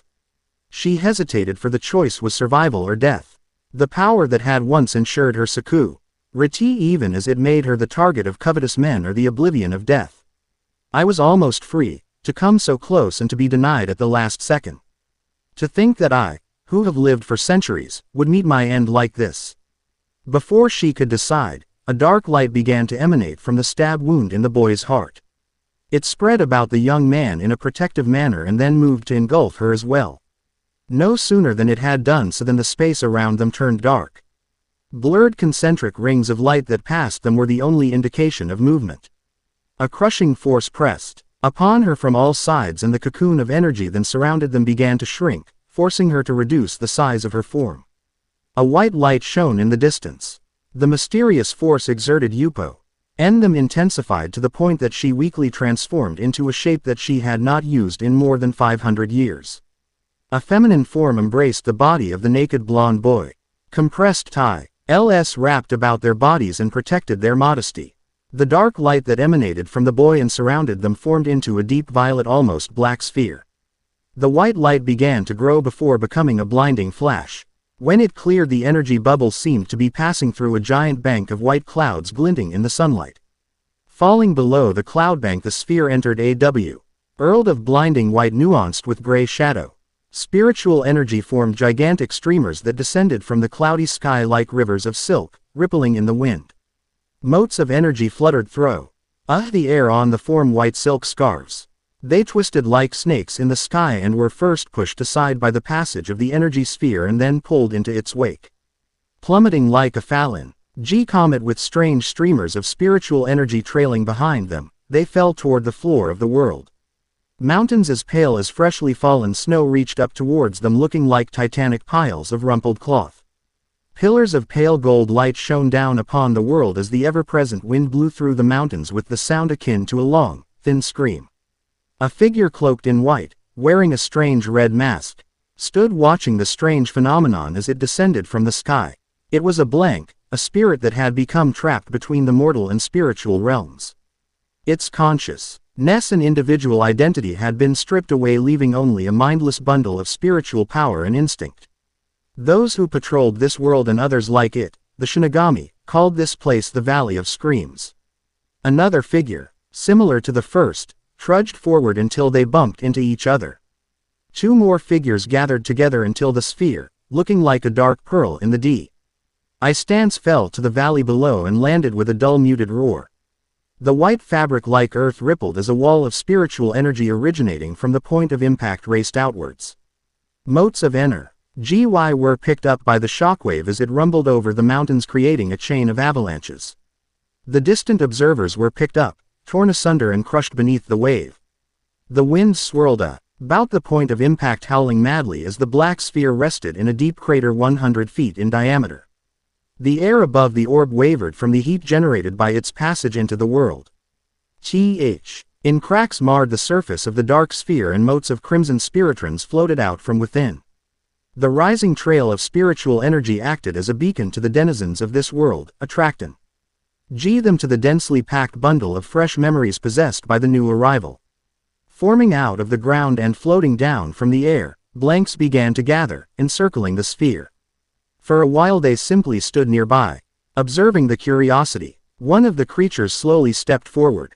A red hand reached out and touched the cooling surface of the sphere. The hand was run lightly over the seemingly solid shell before coming to a crack from which red light and motes of energy were being leaked. Suddenly, the blank reared back its hand and struck the sphere, the tips of its fingers scratched against the surface, catching slightly on the edges of the glowing crack. The orb shuddered. As if by some signal, the other blanks began to scratch and scrape at any available surface of the orb, trying to tear away the protective shell to get to the memories of the spiritual beings within. And so, they gathered together. White silk threads rose out of the ground and descended from the sky, weaving themselves into the forms of more and more blanks. They climbed over each other, trampled each other as they piled upon their brethren, all trying to breach the secrets of that tantalizing core. The sphere contracted and the wire-thin cracks began to glow. From the outside of the dog pile a faint red glow could be seen. As more and more blanks began to gather the weight of their combined spiritual power began to compress the spherical core to a critical mass. The cracks on the sphere's shell began to grow and glowed with a hot white light. The entire orb was surrounded by a luminous shroud of red energy. One of the blanks that was being crushed against the veil of light began to lose cohesion and radiate heat and light and spiritual power. From deep within, the chain reaction spread outwards. The mountain of blanks exploded in an incandescent blue mushroom cloud of fire. The fabric of the world buckled as a pale blue orb of energy was pushed out of the valley of screams and into soul society. Pale green eyes set in a scarred face looked on in wonder. The man's features shifted to one of calculation, a way to get revenge. If only we could increase the scale of destruction. He blue orb rematerialized in a darkened room. He continued meditating upon the boulder in the Shihoin training grounds. His eyes were lightly closed in concentration. He could not yet remember the memories of his past, and it was likely that he would never fully recover what had been lost. Still, it had been hinted to him that he did retain some memories and that recovering them would lead him to become more in tune with his inner power. Unnoticed by the boy, a faint mist swirled about his form, encircling the boulder. He looked like a sage meditating atop a mountain peak. Intangible wisps took head his face, and he imagined it to be like the soft caress of a thin furred tail. To remember, the key to unlocking the powers within him was to remember who he was, what he was, and to understand his true nature. For now what that meant eluded him, but the faint, incorporeal growls of approval motivated him to continue his progress. The meeting with the fox had raised more questions than it answered. And he found himself often wondering as to what the enigmatic creature meant. Unfortunately, he would have to find the answers to his questions on his own, since his self-proclaimed partner refused to help him do so. Stupid fox. The early morning light trickled like honey from between the trees. The smell of the morning dew emanated freshly from the grass in the forest clearing. The burbling of the nearby stream was punctuated by birdsong. He sighed contentedly and drank in his surroundings. The ever-present serenity of nature calmed him immensely. He slowly opened his eyes and looked up at the patch of sky visible between the trees from where he sat. The forms of the clouds were reflected in his eyes as slightly oval pupils took in the pure blue sight of heaven. He idly wondered at the forms of some of the cloud masses. A dragon, a bowl of noodles, and some type of flower were some of the shapes that his imagination fantasized about. As he gazed and wondered, a strange thought came into his head. He could not give it voice, but the remembered words seemed to resonate strongly within him. The lotus that blooms twice. Golden eyebrows frowned at the thought. He clearly remembered hearing the words, and yet he did not remember hearing them spoken, nor did he remember who had spoken them. His hair had been growing out lately, and a few strands of it fell into his eyes. His pink lips pouted slightly in thought. It was another one of the things that were growing to bother him after his first successful spiritual meditation. His lessons in Hakuda had progressed so well that his standing in the Shihoin clan was no longer in question, for the moment anyway. The clan members had begun to greet and speak to him as if he were one of their own. Haruka had begun to speak to him of feats of shunpo that she had seen Yoruichi use, and he had begun experimenting himself. He had especially grown fond of leaving a solid object within one of his after images to give a further impression of solidity. Using this trick took more time than the regular shunpo, but moving weights at such high speeds was such a useful exercise he didn't want to give it up. So instead Naruto worked on increasing the speed of his movement by using shunpo to carry objects that weighed more than he did. Kotengu sensei had been teaching him Bajikwan and Pigwakwan, the low, deep stances and strikes of the form. Fighting system had taught him how to maximize the explosive power of his blows. The open-handed attacks and the larger, more powerful chops of latter style had taught him balance and power. At Haruka's encouragement, he had combined what he learned with that mysterious, fast-paced kenpo that he had used to defeat Fong Shimen. Low deep attacks were included in high-speed shunpo movements, and the larger arm movements were complemented by learning to quickly position himself to attack from odd angles and the powerful kicks of the half-remembered style. To ensure that he was capable of taking on larger opponents, Haruka's Eiki Jujutsu training taught Naruto how to control his centerline and how to dominate or compromise his opponent's balance. It was slow going considering that Naruto was entering an awkward phase in his physical development, and the fact that the concept of yielding to force to attain victory did not suit his temperament. Fortunately, his early gymnastic training had given him a graceful body that negated most of the awkwardness of getting used to having longer arms and legs. His comparatively small size for a person in a 12-year-old body of a little more than feet was actually an advantage, since his opponents generally had a higher center of gravity than he did. In order to take full advantage of his smaller frame, Haruka had been training Naruto to throw large vases filled with sand. She also demanded that he practice using shunpo to carry them on his back. By training to find and manipulate the balance of his opponents, he was gaining insight into how opponents reacted to being struck and thrown. Grappling techniques were also included, as teaching Naruto how to subdue opponents if unarmed was an important skill to learn. The morning air was cold on his bare shoulders. He wore a black short sleeveless haori with that was tucked into a black hakama and bound at the waist with an orange sash that was tightly knotted at the front. His hands and feet were wrapped in black bandages that extended up to his ankles and just below his elbows. Many people outside of the clan, having heard of him through the academy students that had come with Kotengu sensei, were beginning to refer to Naruto as the young Shihoin genius, or Shishi Tensei, the lion prodigy, because of his unusually bright, wild blonde hair. He hated the word prodigy, even when Kotengu sensei used it to describe him. The black bandages did not just bind his joints and bones to reinforce them against breakage, they covered the numerous scars that accumulated over his hands and feet. The hard pace of training that he was subjected to. Naruto saw his training under his sensei as a way to repay his debt to the Shihoin clan, a debt that he took seriously. The faint whistling Nd was his only warning that something was heading towards him. Pivoting on his left hand, he swung around and down to the back of the boulder, using it as cover against the rain of kunai to his right. Focusing Reiatsu into his fingers and toes, he channeled just enough to create a magnetic attraction to the Reiatsu in the boulder and cling to its side with just one hand and his feet. Using his free hand, Naruto pulled out two of his training knives and, taking careful aim, threw them at full force one after the other at his aggressor before using shunpo to escape.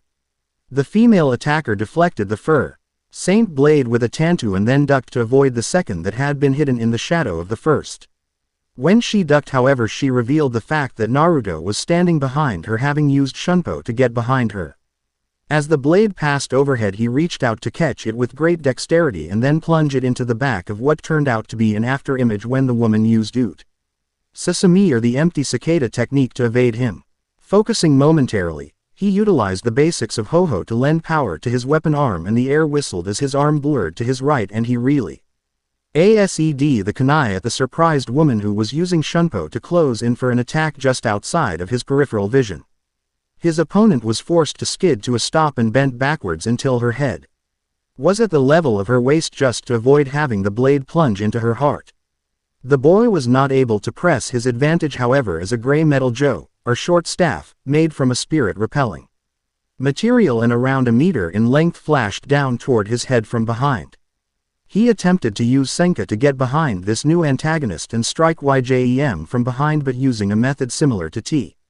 He one that Naruto had used to throw the kunai. The man focused his Reiatsu into his arms to allow him drastically speed up the movements of the short staff. His approach was blocked from one side and then another before the man spun the Jo at the middle and struck him with the end in his chest as if it were a cue stick. Naruto fell from the tree gasping at the pain in his sternum, gathering his strength. He stepped out of the way of a slashing attack before landing on the ground and using a series of backflips to avoid the follow-up attacks with Jo and Tantu before diving into the foliage. Jumping from branch to branch in the trees, he deliberately mistimed a jump in order to avoid a brace of Hari and bow shuriken that impaled the branch before him. Gripping the end of the branch as he fell below it, Naruto channeled Reiatsu into his arms to bend the branch down and to one side with a combination of strength and momentum. The move arrested his downward movement and allowed him to avoid a second brace of shuriken that passed within inches of his feet. Using the bent tree branch a pivot, he levered his body into a somersault, releasing the branch while giving himself a momentary VIEW behind him and allowing him to clear the last few feet between the forest and the small stream. The bent branch snapped back into place, releasing its load of impaled shuriken in the direction of his attackers. A high-pitched cry told him that his trick had worked on at least one opponent. Landing in the stream's ankle-high water, he quickly reached into the stream and gathered 2 flat rocks, king on them hastily in order to prepare for the opponent to come. A man burst out of the foliage trying to land a strike with a series of quick thrusts that turned into slashing spins that were aimed at the neck, head, ribs and knees in that order. Naruto carefully stepped backward, evading the attacks and taking a blow on the forearm before ducking to avoid a slash at his face, and then with a CK wind-up tossed an object at the man, which was instinctively blocked by the Jo. This proved to be a mistake, as the object turned out to be a flat river stone wrapped in a monkey fist knot made from a length of orange material that was torn from his sash. The makeshift weighted rope wrapped around the Jo, and Naruto yanked downward before performing a leaping kick. As soon as the man had felt the forceful tug on the short staff, he had braced himself by leaning slightly backward. The pressure had disappeared when the boy performed the leaping kick, causing the man to step backward right into Naruto's trap. Naruto had done 2 things while waiting for Kotengu-sensei to attack him. He had selected a spot in the stream where the fast-flowing water of the small stream had over time eroded the sand at the bottom of the waterway to create small but deep pits that a person could break their legs in if they stepped into one while hurrying across the water. By gathering Reiatsu to the soles of his feet, he had created invisible platforms a little below the surface of the water in order to avoid falling into this trap. The second thing that he did was to gather 2 flat river stones and tear off a 6-foot-long strip of cloth from his sash in order to create a monkey fist meteor hammer.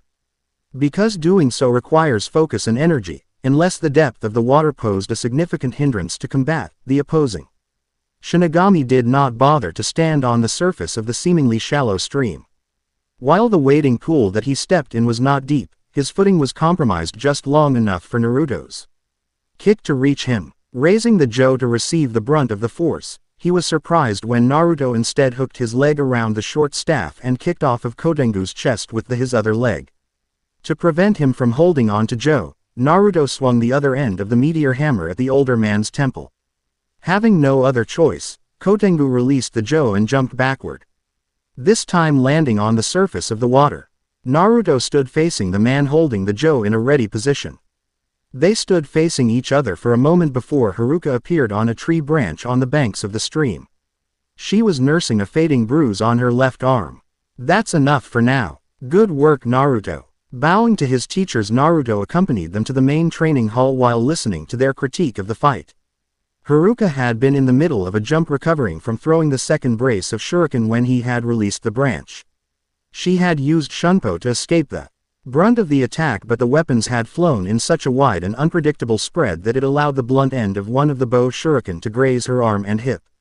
Kotengu was pleased by his use of terrain in combat and the creation of an improvised weapon, though he advised that Naruto work on his spiritual awareness as he recalled to Naruto's embarrassment that he had actually stopped hiding. his presence at the same time that Haruka did at the beginning of the fight. Aching from strenuous exertion and training injuries, Naruto carefully entered the men's bathing area and sat in the pool of warm water. Sighing as his muscles loosened, he thought about the nodashi in his room that was almost as long as he was tall. Before his shocked eyes, mist appeared to gather about her form. Her slender silhouette began to morph and grow larger and larger until a giant canine shadow fell over him. Her fur was a sparkling silver white with red highlights at the eyes and at the tips of her paws and 10 tails. Teeth the size of large scimitars glinted in the starlight while her tails cast strange shadows as they waved in the air or lay upon the pavilion churning the roiling mist. A single tail curled about the tree that he hid in and its tip tickled the silver fur ruff about the fox's neck. Pleased to meet ya, partner. It was surreal, there was no other way to describe it. A giant 10-tailed fox was leering at him. A giant 10-tailed fox was leering at him.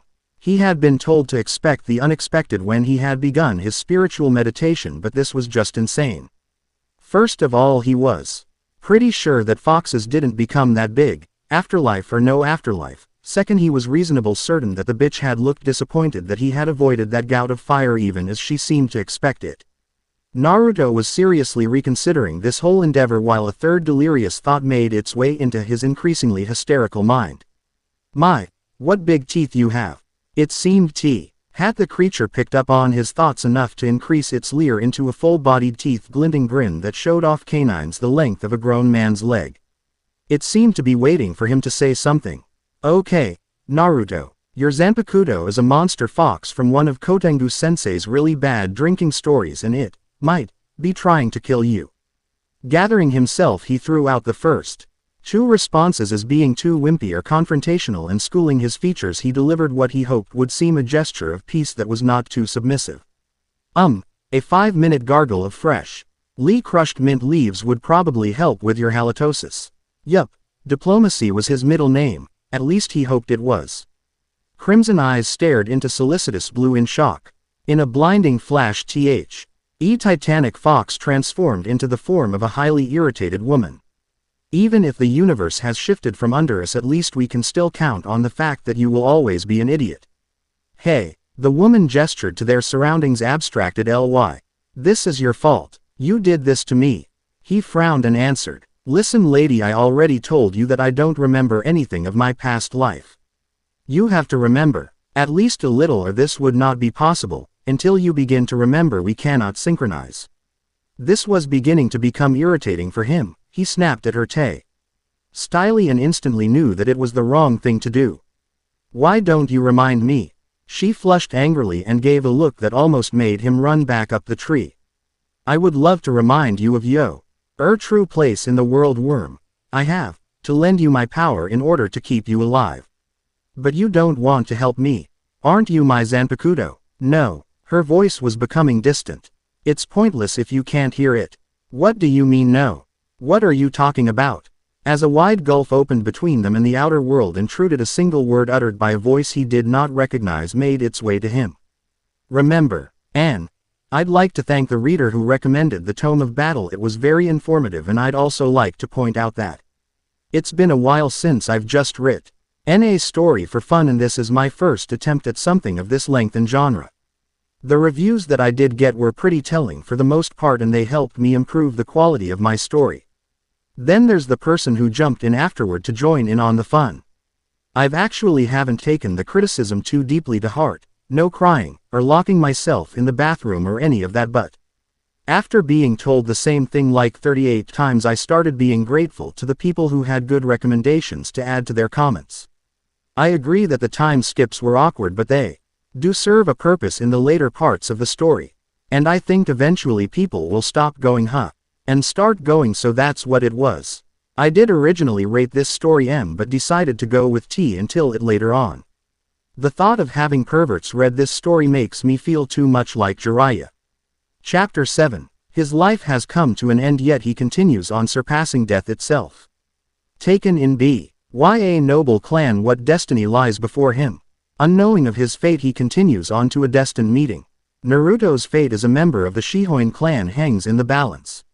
His greatest bane is now his ally. A mystery looms about Naruto. Just what has he forgotten? And having remembered, he proceeds into an uncertain future. I do not own or profit from the anime, manga Naruto or Bleach. This story is just for fun. Speaking, thinking, Kyuubi to Naruto, Mugen to Naruto, Hollow speak. Remember, and they gathered together, in the summer of Naruto's 140th year in Siraiti. Shihoin Hansho was officially decommissioned. It was a time of change in many ways for Naruto, his life among the Shihoinen. Soul society at large was about to change.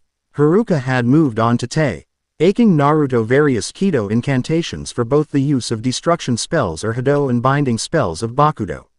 More than anything, it was slow-going learning the demon arts, which was surprising given his skills at Ho-Ho. It seemed that, whatever Kido he used would form perfectly and then become disrupted by a strange counter-flow of Reiatsu from within him, making his techniques unpredictable at best and at worst. Explode in his face as had happened many times to Naruto's chagrin. His Hakuda training was fast approaching the point where he would need to experiment on his own while maintaining his edge through sparring. Kotengu had been after Naruto to further his efforts to meditate with his Asachi. It was frustrating, but at least he seemed to have finally grown tall enough that he wouldn't look like an idiot carrying around a Nodashi with a 4-foot-long blade on his 5-foot-tall frame. Shihoin Yoruichi, of whom Naruto had seen rarely, had been inaugurated in her father's place as leader of both the 2nd Division and Commander-in-Chief of Special Forces Operations. After these announcements had been made to the public, Hansho-sama had stepped down from his position as leader of the clan in favor of Yoruichi, a genius who had risen to the top ranks of Soul Society in a little less than 200 years. Some days after the inauguration ceremony for Yoruichi, something had happened to him that would solve at least 2 of his problems. He began to remember. A solemn procession crossed the bridge leading away from the commemoration room. The procession progressed in 3 parts. First, lower-ranking members of the Shihoin clan with their spouses and personal guards passed by silently. Within this group a blonde-haired young man about 5 feet tall followed along, the light scattered by his hair forming a figurative halo. A second group of elite Shihoin guards followed, surrounding the old clan head who walked ahead of the new head Yoruichi, who was riding in a palanquin. A few minutes later a group consisting of various minor noble families and servants of the Shihoin clan followed after. A young girl watched in awe as Yoruichi passed by. Above her, silhouetted by the setting sun, she listened to her father's words and then in their promise to give her life for the woman who stood above her, like a god. Dark, square-rimmed frames were held carelessly in his hands, as chestnut-brown eyes took in the spectacle of the noble clans. Dogs serving the King of Heaven, having no concept of just how far they had fallen nor any desire to breach heaven's ban.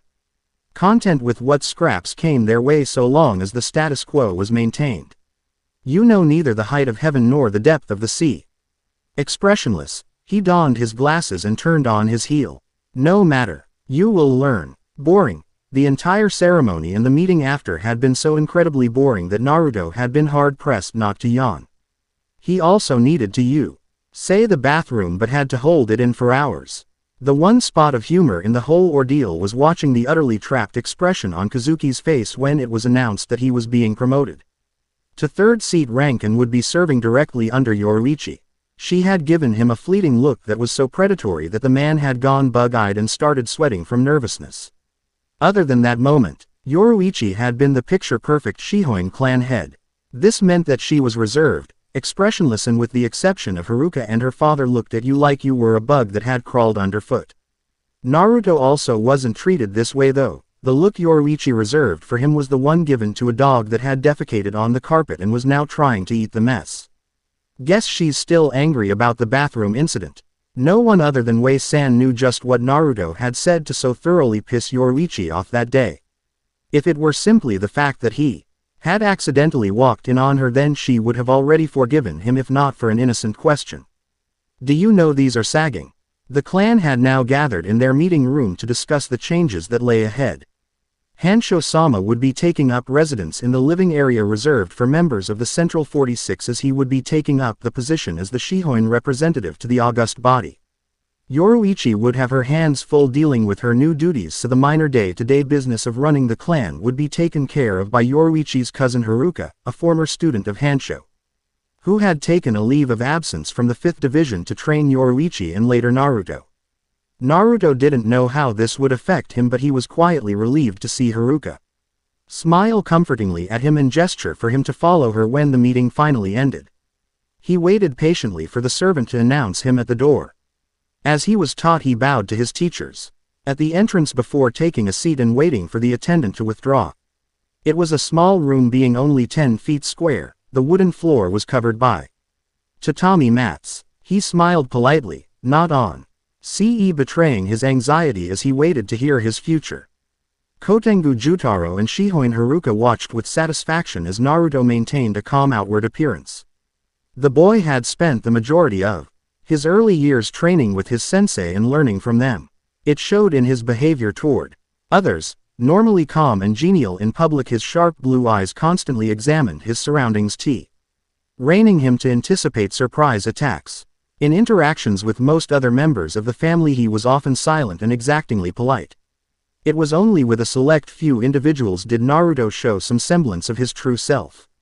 Scrawling rude words on Kotengu sensei's forehead when the man came back from a night of drinking with friends in the 11th Division, and turning their training sessions with Haruka into a free-for-all where knives, stones and even mud were slung at her by prepared traps were some examples of Naruto's weird sense of humor.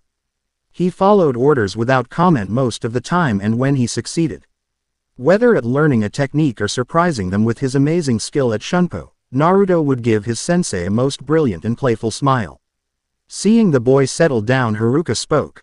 As you have been informed, I will now be in charge of securing daily operations within the Shihoin clan. As a result of this, Naruto, I will not be able to continue as your instructor. While she said this, Naruto had paled slightly but with visible effort held his tongue. She smiled and continued. Kotengu sensei has offered to continue your personal training, but we have judged that the only way to continue your progress would be to induct you in the Special Forces program. As blue eyes widened in shock, Kotengu sensei continued on where Haruka had left off. This posting, however, is contingent on your ability to master spiritual power. To that end, you will be joining the senior advanced class of the Shinigami Academy for the next 2 years. Acquit yourself accordingly, and joining the Special Forces will be just a formality. Anxious or not, there was only one answer that he could give after having being told that. Hi. The next day, outfitted in the robes of a senior student and carrying a nodashi wrapped in gray cloth slung across his back, Naruto made his way through the throngs of people entering the Shinigami Academy. He hid his nervousness behind a mild, slightly affable expression of interest. Fortunately, not many people seemed to be paying much attention to him as students hurried about from place to place going to their classes or whatever else they were doing. Naruto used this opportunity to observe his surroundings and the people's behavior as the students interacted with each other. It seemed that being beneath notice was useful. A large imposing figure barreled around the corner as Naruto stepped into the training field. From the expressions of the other students, the fuming man was not someone to cross. Naruto tried to saint EP aside, but the man moved with quick strides and either didn't see Naruto or didn't bother to avoid bumping into him. Perhaps he was a shade too unnoticeable. Naruto's uncanny balance prevented him from falling. Surprisingly, the larger man grunted in pain where his elbow had struck Naruto's shoulder. You, he barked. Watch where you're going, fucking shrimp. He grabbed Naruto's shoulder and shook it as he yelled. He then let go and turned away slightly at the muttering of a group of nearby female students who looked scandalized. He tried, he honestly really tried. Forcing his face to give an affable smile, he bowed to the senior student and spoke with false humility. I apologize, senpai, for knocking into you, sir. I will seek to be less clumsy in the future.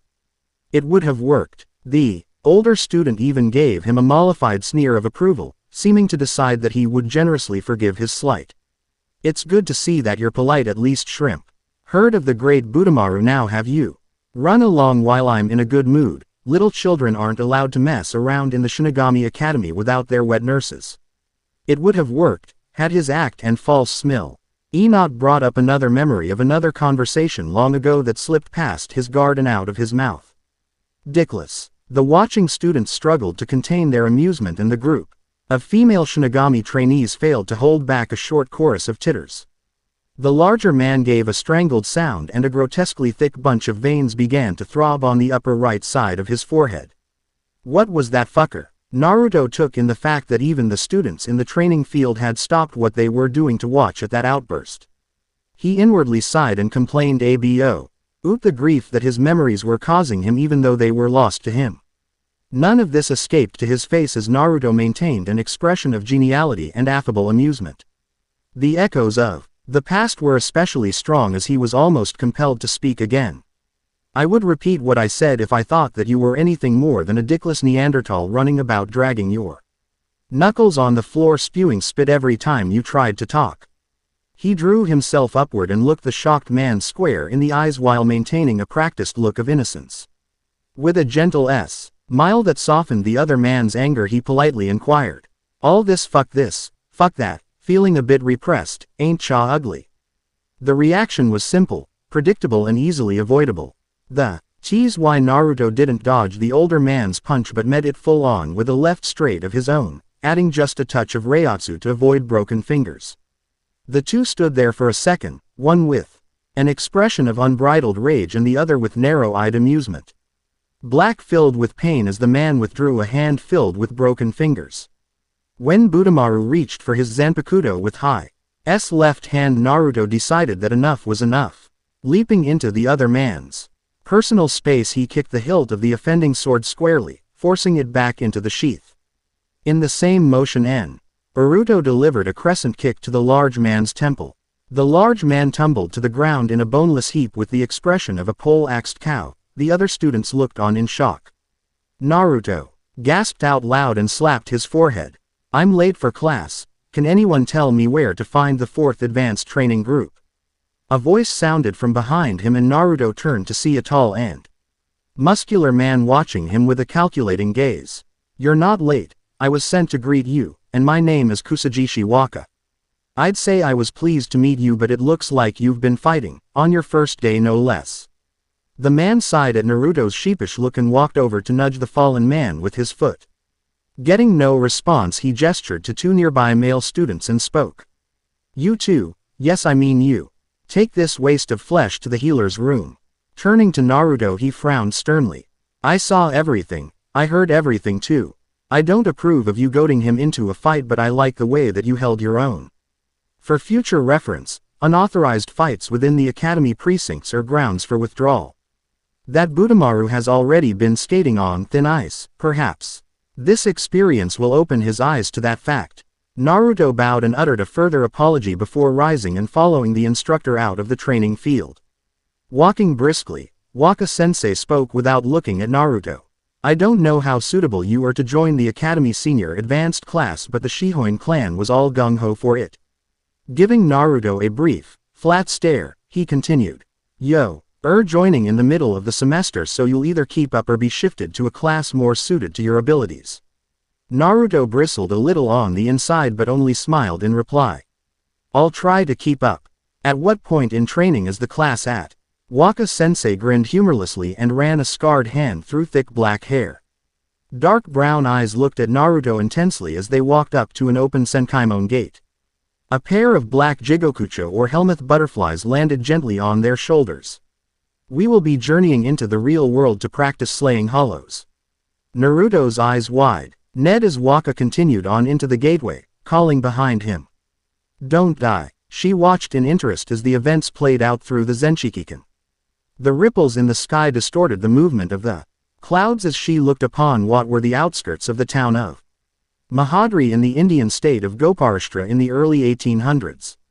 Lush forests were illuminated by starlight as the sound of the Arabian Sea was heard in the background. The few gaslights from the isolated town could be seen far in the distance. The other looked on grimly. In her arms were held an unwrapped nodashi. Like the on-e that had been given to Naruto, the tsuba of the sword was made from a dark black metal and decorated with silver clouds. The handle of the sword was wrapped in blue sharkskin that was tightly wrapped and held in place by dark blue cords forming a spiraling manuki. The saya was of a dark black lacquered wood covered in silver leaf images depicting foxes gathering in a field under a cloudy sky. The surface of the wood at the base of the saya contained the image of dark gray lightning coming out of the clouds. The threads of lightning were slightly raised. A pair of instructors along with several students from the graduating class stood before the 28 members of Advanced Training Group 4. The members of Group 4 were divided into groups of 4 and paired with 2 students from the graduating class who would lead them to their training area.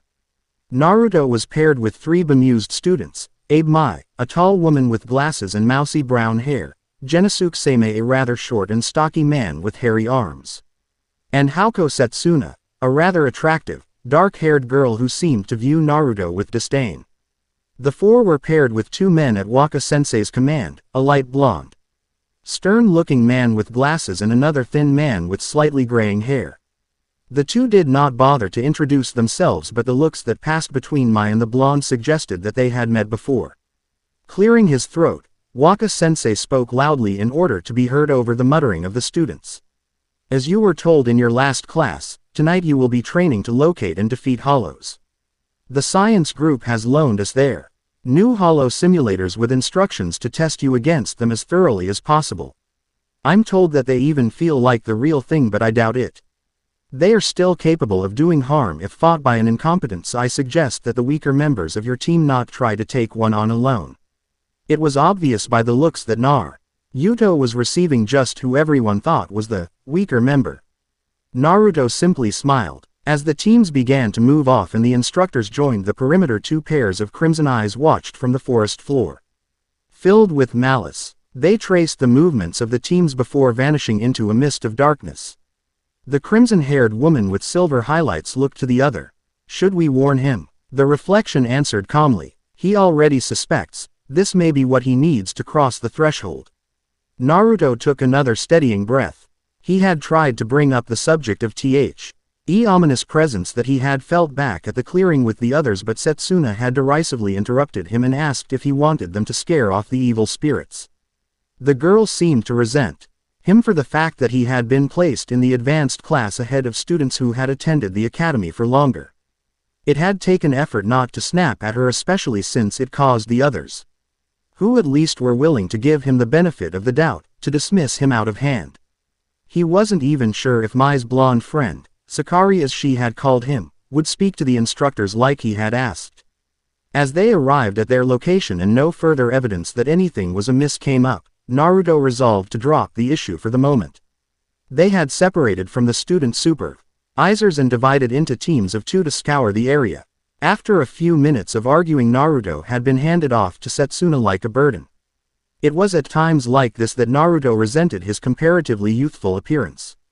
Seeking to enter the good graces of the girl, he had been silent and attentive of his surroundings. At one time he scaled a tree to see if they could spot their target. It had all been taken in by the girl with an air of stubborn resentment. After several minutes of fruitless searching, they began to make their way back through the forest to their meeting spot in a clearing. On the way, Naruto tried to make conversation. "Ah, Setsuna-san, is this the first time that you have been out on one of these field trips?" The girl ignored him for just long enough to be rude, then sneered. "Don't call me by my first name." He smiled sheepishly. "It seems that you don't like me, Hauko-san." Before the girl could answer, something dashed out of the trees. Naruto stiffened and Setsuna drew her Zanpakuto, a katana with a gray handle. Setsuna relaxed when it turned out to be Seimei, who was standing under the shadows of the trees. With a look of relief and minute embarrassment, Setsuna called out as she walked toward him. "Seimei Baka, why did you leave my san alone?" "Yo." Whatever she was about to say was lost as Naruto quickly swept her off of her feet. "What the hell are you doing?" Setsuna's outrage was curtailed by 3 things. First, was the blank staring eyes of Abe Mai, whose body had been bitten in half and the 2 sections the lower part of which now consisted of part of her lower leg and a foot. Second, was the bladed tail of a D-ranked hollow named Fist Stiker that had passed through the space that her neck would have been and embedded in the trunk of a tree. The third reason that caused her to scream was the metal spike that withdrew from the back of Seimei's head and proved to be connected to the end of the tongue of the B-class hollow-cusped Salivar. The monster sneered in a strangely echoing voice. Good instincts, boy. Now if only your friends paid attention. Did you know them well? Fist Striker's tail dislocated from the tree, but by then Setsuna and Naruto had already put some distance between them and the two hollows. We should retreat, Naruto opined. Setsuna ignored him completely and instead snarled. Bastard, what did you do to Seimei? Her anger only seemed to please the hollow. It's good to know the name of a fine delicacy. The woman was trash though, ha ha ha ha ha ha. The other hollow seemed to use her shock as an opportunity to attack. As it wound its way toward her with frightening speed, Naruto appeared before it and began to draw his sword for an overhand strike. With a shriek of rage, Setsuna charged at cusped Salivar even as the hollow laughed and began to draw her away from Naruto. Stryker blocked the overhand strike with a clawed hand before attacking with his tail. A short sword. The sword that Naruto had drawn with his right hand was a kodachi, and in his left, disguised as the base of a Nodashi's saya, was a second kodachi which he used to block Stryker's blade tail. He back of Naruto's mind, a voice murmured. How did it feel watching your comrade slide off the tip of my tongue? Cusped Salivar taunted Setsuna relentlessly as she chased him out of the clearing. He snarled wordlessly and slashed at his tongue when it came too close. The baboon-shaped hollow with a mottled green and white mask leapt into the trees and looked down on her. The voices were growing louder in Naruto's mind as Fist Striker's serpentine body coiled and flexed. It swung its free arm and Naruto was knocked back in a moment of distraction as images swam before his eyes. The sight of the sunrise over a familiar forest, sparring with a man in green spandex, a dark-haired boy, and a pink-haired girl facing him as they stood before a strangely dressed man, flying through the air with his godfather. And the day he killed a god. In one breathtaking moment Naruto's world expanded. There were many things that he didn't know. He couldn't remember the names of any of the people that he remembered. Yet he knew that there were more important people that he had forgotten. An image of wet, soft lips and pale lavender eyes crossed his mind. He didn't know how far away he'd ended up from home or what had happened to his body, but he remembered grieving for someone. Was it his father? Or was it his brother? Or maybe it was a friend? As he wondered and clutched at his head, the world seemed to slow down and the pouncing Fist Striker paused in mid-air as a mist began to gather. A sense of immense frustration and rage began to well within him and the color began to fade from the world. Two hands touched each of his shoulders and spoke. It's time, it's time.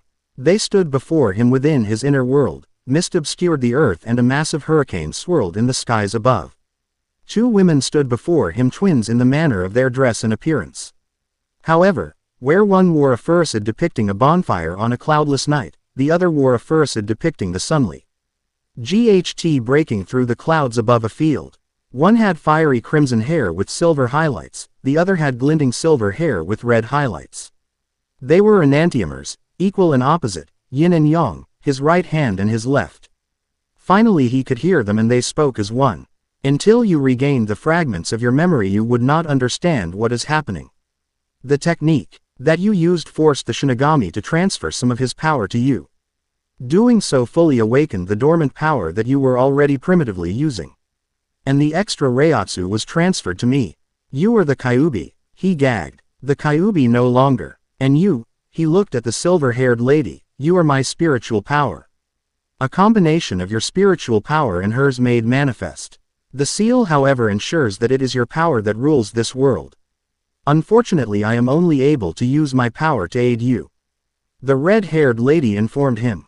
What seal? I don't remember everything, he said desperately. Nor will you, they replied mercilessly. We are ephemeral. We exist in all things in nature. As Uzumaki draws wind and wave together, so do we part. From form to formless, from finite to infinite, we are Mugen no Murakumo. Remember our name when you call upon us. The world sped up again and Fist Striker triumphantly bit down on Naruto's head, or rather through his head. It was just like the pair of butterfly swords that plunged into the back of the hollow's head and out through his mask before being dragged towards either ear, bisecting his face. The blades were connected to knuckle duster hand guards and had a short blue flag wrapped around a prong that protruded from a section of the hand guard at the dull edge of the blade, allowing the user to catch swords like a sai. Naruto watched apathetically as the hollow gave a final howl before it was purified. Turning toward the source of a pain-filled scream, he flash-stepped their eye. End time to see Cusp plunge his spike-tipped tongue into Setsuna's stomach. There are things that we will be able to accomplish as we synchronize.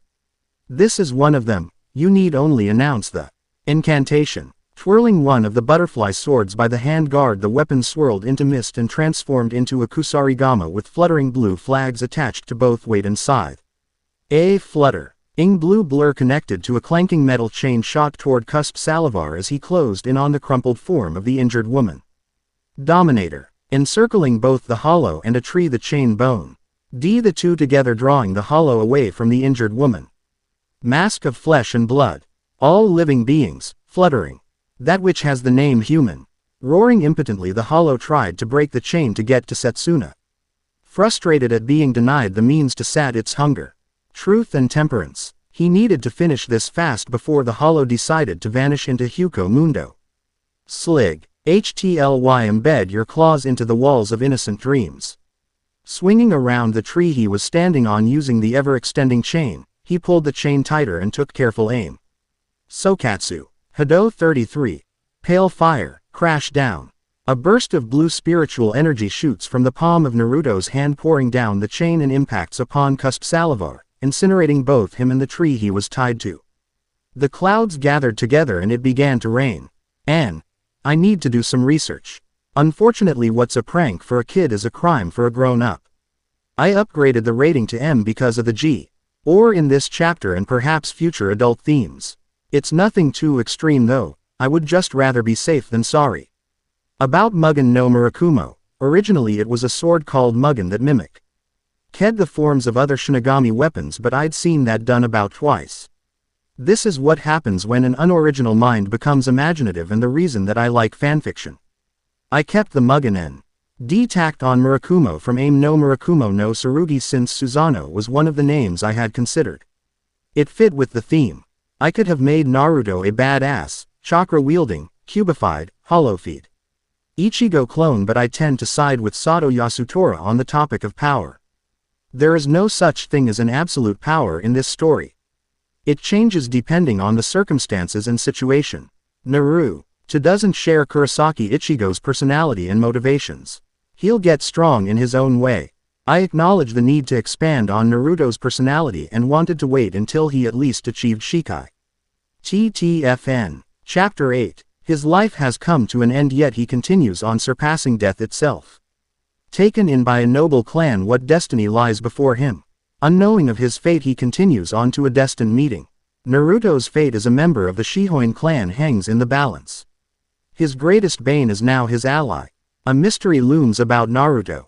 Just what has he forgotten? And having remembered, he proceeds into an uncertain future. Steeped in darkness, what bloody path does he walk? I do not own or profit from the anime, manga Naruto or Bleach. This story is just for fun. Speaking, thinking, Kyuubi to Naruto, Mugen to Naruto, hollow speak threshold. Inner world. She danced in the silent pavilion, under the churning skies. The sleeves of her fursid lowed through the air like the wings of a soaring egret. The thunder boomed like a giant drum being beaten. The echoing sound was the heartbeat of her world. Boom, boom, boom, rumble, boom, boom, boom. She jumped at each thunderous roar in a graceful pirouette. Soaring for a time like a leaf, adrift in the wind. Slowly she drifted down to land on the delicate toes of tattooed feet. Her eyes closed, her crimson hair wild, she dreamed as she drifted about times long ago. She was origin of Mugen, if there were such a thing. Her powers within this realm, and the possibilities that she had glimpsed were infinite. She danced as she dreamed, pondering all things in nature. The air held the scent of coming rain, like the wistful promise of a departed lover, there but beyond tangible reach. She swayed as she danced, and the blue, silk scarf that she held in her hand fluttered and snapped in the air. Lightning flashed and she increased her tempo. The scarf twisted and twirled, weaving arcane patterns as it traced a path in the wind. If viewed on its own, the cloth looked almost like a dragon weaving against the sky. She leapt atop the shrine, agilely finding near non-existent footholds as she progressed to the highest point on the roof. A slim, darkly tanned leg, as far up to her hip, could be seen between the folds. Glistening lips widened and long canine fangs could be seen as she gave a feral smile. She paused on one foot, atop the head of a reclining stone fox, and tilted her head to one side. Crimson eyes, the color of blood, gazed up at the overcast sky. Vast masses of clouds, Murakumo's namesake, began to spiral above her. Massive beyond the scale of human imagination, these clouds extended to the horizon in every direction. The hurricane-force winds pushed the trees one way then another. They bent, bowing to the power of the master of the sky. But they did not break. Slowly, a hole opened in the center of circling winds. Widening, the moon and starry sky could be seen through tunnel of shifting cloud. Shifo, Cused, their power in her scrying mirror, the Zenshikiken, appeared in a ripple of air. She smiled as she began to dance again. In the reflection of the mirror, a young blonde boy began to mirror her movements. Flowing as she flowed, dancing as she danced, graceful, agile and deadly. Shihoin training ground. Breathe in. He spun, releasing a series of spinning kicks as he soared through the air. Breathe out. His swords were a cross between a jeet and a short scimitar. The blade was a finger-length broad. It was the length of his forearm and straight along the unsharpened edge. The sharpened edge was straight for 2/3 of the sword's length before it curved to make a vicious point. The swords were designed for slashing and chopping, and for that reason meshed well with his Pigwakwan lessons. The wide flowing movements of the style allowed him to build up enough momentum to sever a limb with the swords.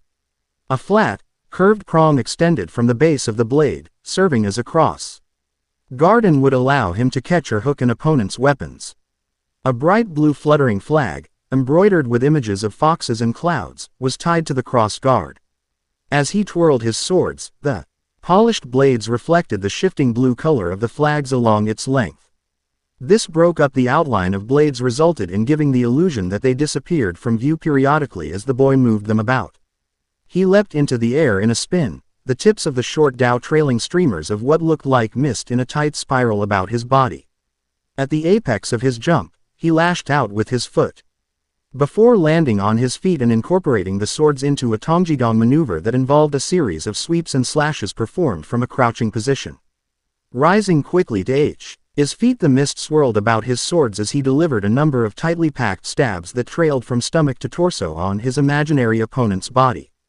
The swords disappeared into the mist, morphing in a matter of seconds. An iron chain, weighted at both ends, was slung about in his hands. He lowered his body, swung his hips and delivered a vicious thrust punch with his right hand, followed by a crippling elbow thrust with his left arm. The chain wound around the back of his neck and the 5-pound lead weight was slung from left to right, passing through the space of what would have been an opponent's head. Rolling his neck to shake off the chain, he gave a quick front snap kick with his right leg before doing a quick hop to give a second front kick. As he jumped, he slung the weighted chain under his feet. At knee level, with a mental command, the chain became a spear, then a bow that he twirled and thrust with. The man and woman looked on in interest. One was impressed while the other seemed to be anticipating something. The woman spoke softly. "It is impressive, but Naruto needs to see if he can decrease the time it takes to change his sword's form." "Wait, is that the bow?" Naruto's hands had shortened to become a jo with red bands around the ends and a wider band around the middle of the short staff. Spinning the weapon in a blur, she almost missed the point when the jo split into a pair of Amos sticks that traced lines of fire in the air. Yes, Naruto's Zanpakuto not only has the power to mimic the shape of other weapons but can also assume the forms and abilities of other Zanpakuto. Seeing her incredulous stare, he quickly amended his statement. "It doesn't seem able to completely copy abilities, and the power is definitely inferior to the original." Looking back toward the spectacle, he continued. "My Kajikamakiri has the ability to create explosive tags on the surfaces that it touches. I can detonate those tags on command while all his does is leave a trail of fire." Rubbing a thin hand over his scarred cheek, he added, "I also took about 16 sparring sessions before he was even able to get that far. It's good for a distraction, but he needs experience to make it more than that." Haruka nodded before rising to walk away as the boy began to wind the practice session. She spoke to Kotengu as she started to leave. "Naruto-kun is being transferred to the Special Forces Patrol Branch. He'll have plenty of opportunities there. I think that we have yet to see his full potential. If he survives. Special Forces Barracks 2 years later. Naruto went over his gear for the third time. It had been ominously drilled into him both in life and death to make such pre-mission preparations a habit. After the disaster with his first class, Naruto had been gradually organizing and cataloging what he called his living memories. Integrating a nearly complete recollection of Goken Taijutsu had been one of Naruto's most recent projects. In addition, though, he lacked chakra to perform ninjutsu and genjutsu, the concepts behind both were applied to his Shinigami training. Seals, however, seemed to work with Reiatsu or chakra, though the effects were either stronger or weaker than was to be expected. Sometimes seals that were familiar to him had strange and unexpected results or were not dependable. One time Naruto had tried to expand the space within a bag using a storage seal. After several tries he had succeeded in creating a seal that seemed to work, but when he had tested it, instead of a vanished kunai and a puff of smoke, a great whirlwind had opened up and drawn in all of the air from inside of the room, then reversed itself and spat out the Shinigami Women's Society's entire collection of underwear. Naruto had been in danger of death by suffocation and then death by C-cup. To make matters worse, he had had to rebuild the imploded tool shed he had been experimenting. Fortunately for Naruto, Kazuki-san got blamed for the panty theft. Naruto truly felt sorry for the man, but it was a desperate situation. Yoruichi had been on the warpath and Naruto had needed a patsy. As a side note, it seemed that Urahara Groin Protector version 2.0 needed a further upgrade to defend against Hado number 91 and above. Naruto had halted his experiments, due to the extreme danger that he might accidentally kill himself, or get some female Shinigami to do the job. Because of the newly dubbed pantyhose seal, he had learned that he needed to redesign the sealing system to account for the usage of Reiatsu. That would take time and a lot of work on Naruto's part that he currently reserved primarily for his duties and mastering his Shikai. After awakening Mugen no Murakumo, or the Gathering Clouds of Infinity, Naruto had managed to keep Setsuna alive long enough for one of the proctors, Sakari, to find them. What no one could explain was how the Hollows had managed to penetrate the defensive perimeter unnoticed. It was generally assumed to have been a case of incompetence, and the vice-captain of the 5th Division Aizen Sosuke, a formal, mild-mannered man, had been tasked to interview Naruto and investigate the matter. Setsuna had been infatuated with the man, and Naruto felt reassured that the serious man would get to the bottom of the problem. Naruto's remaining time at the Shinigami Academy had been spent mastering the generic Shinigami duties such as soul kanso and friendly spars and gambling with Setsuna's friends in the lower ranks.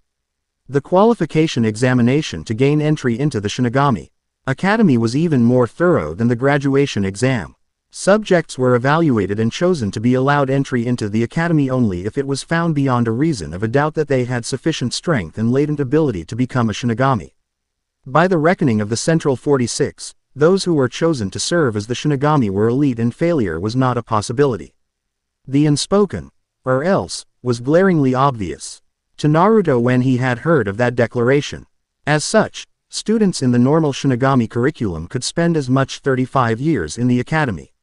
Each class progressed through 7 levels, each involving 5 years of thorough practice.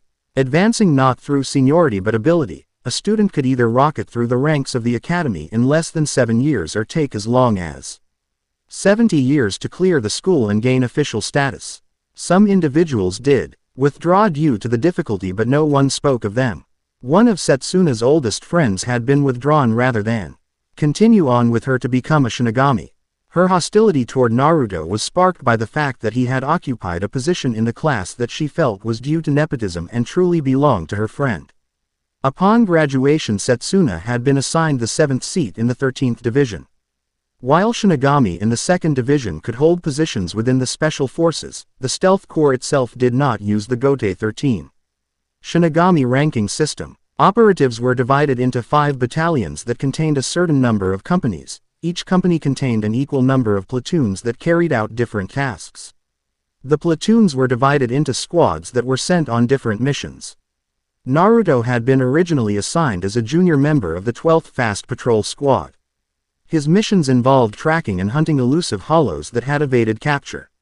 He was also tasked with providing forward intelligence on the movements on extremely dangerous Jillian and Ajuka-class Manos Grande. It was extremely dangerous work and an entire squad had been lost just days before Naruto had graduated from the academy. Due to increasing synchronization with his Zanpakuto Naruto had gained a reputation for being able to cut out parts of, or completely skip the incantations of high-level Kido, level 90 and above, still using them at near 100% destructive capacity.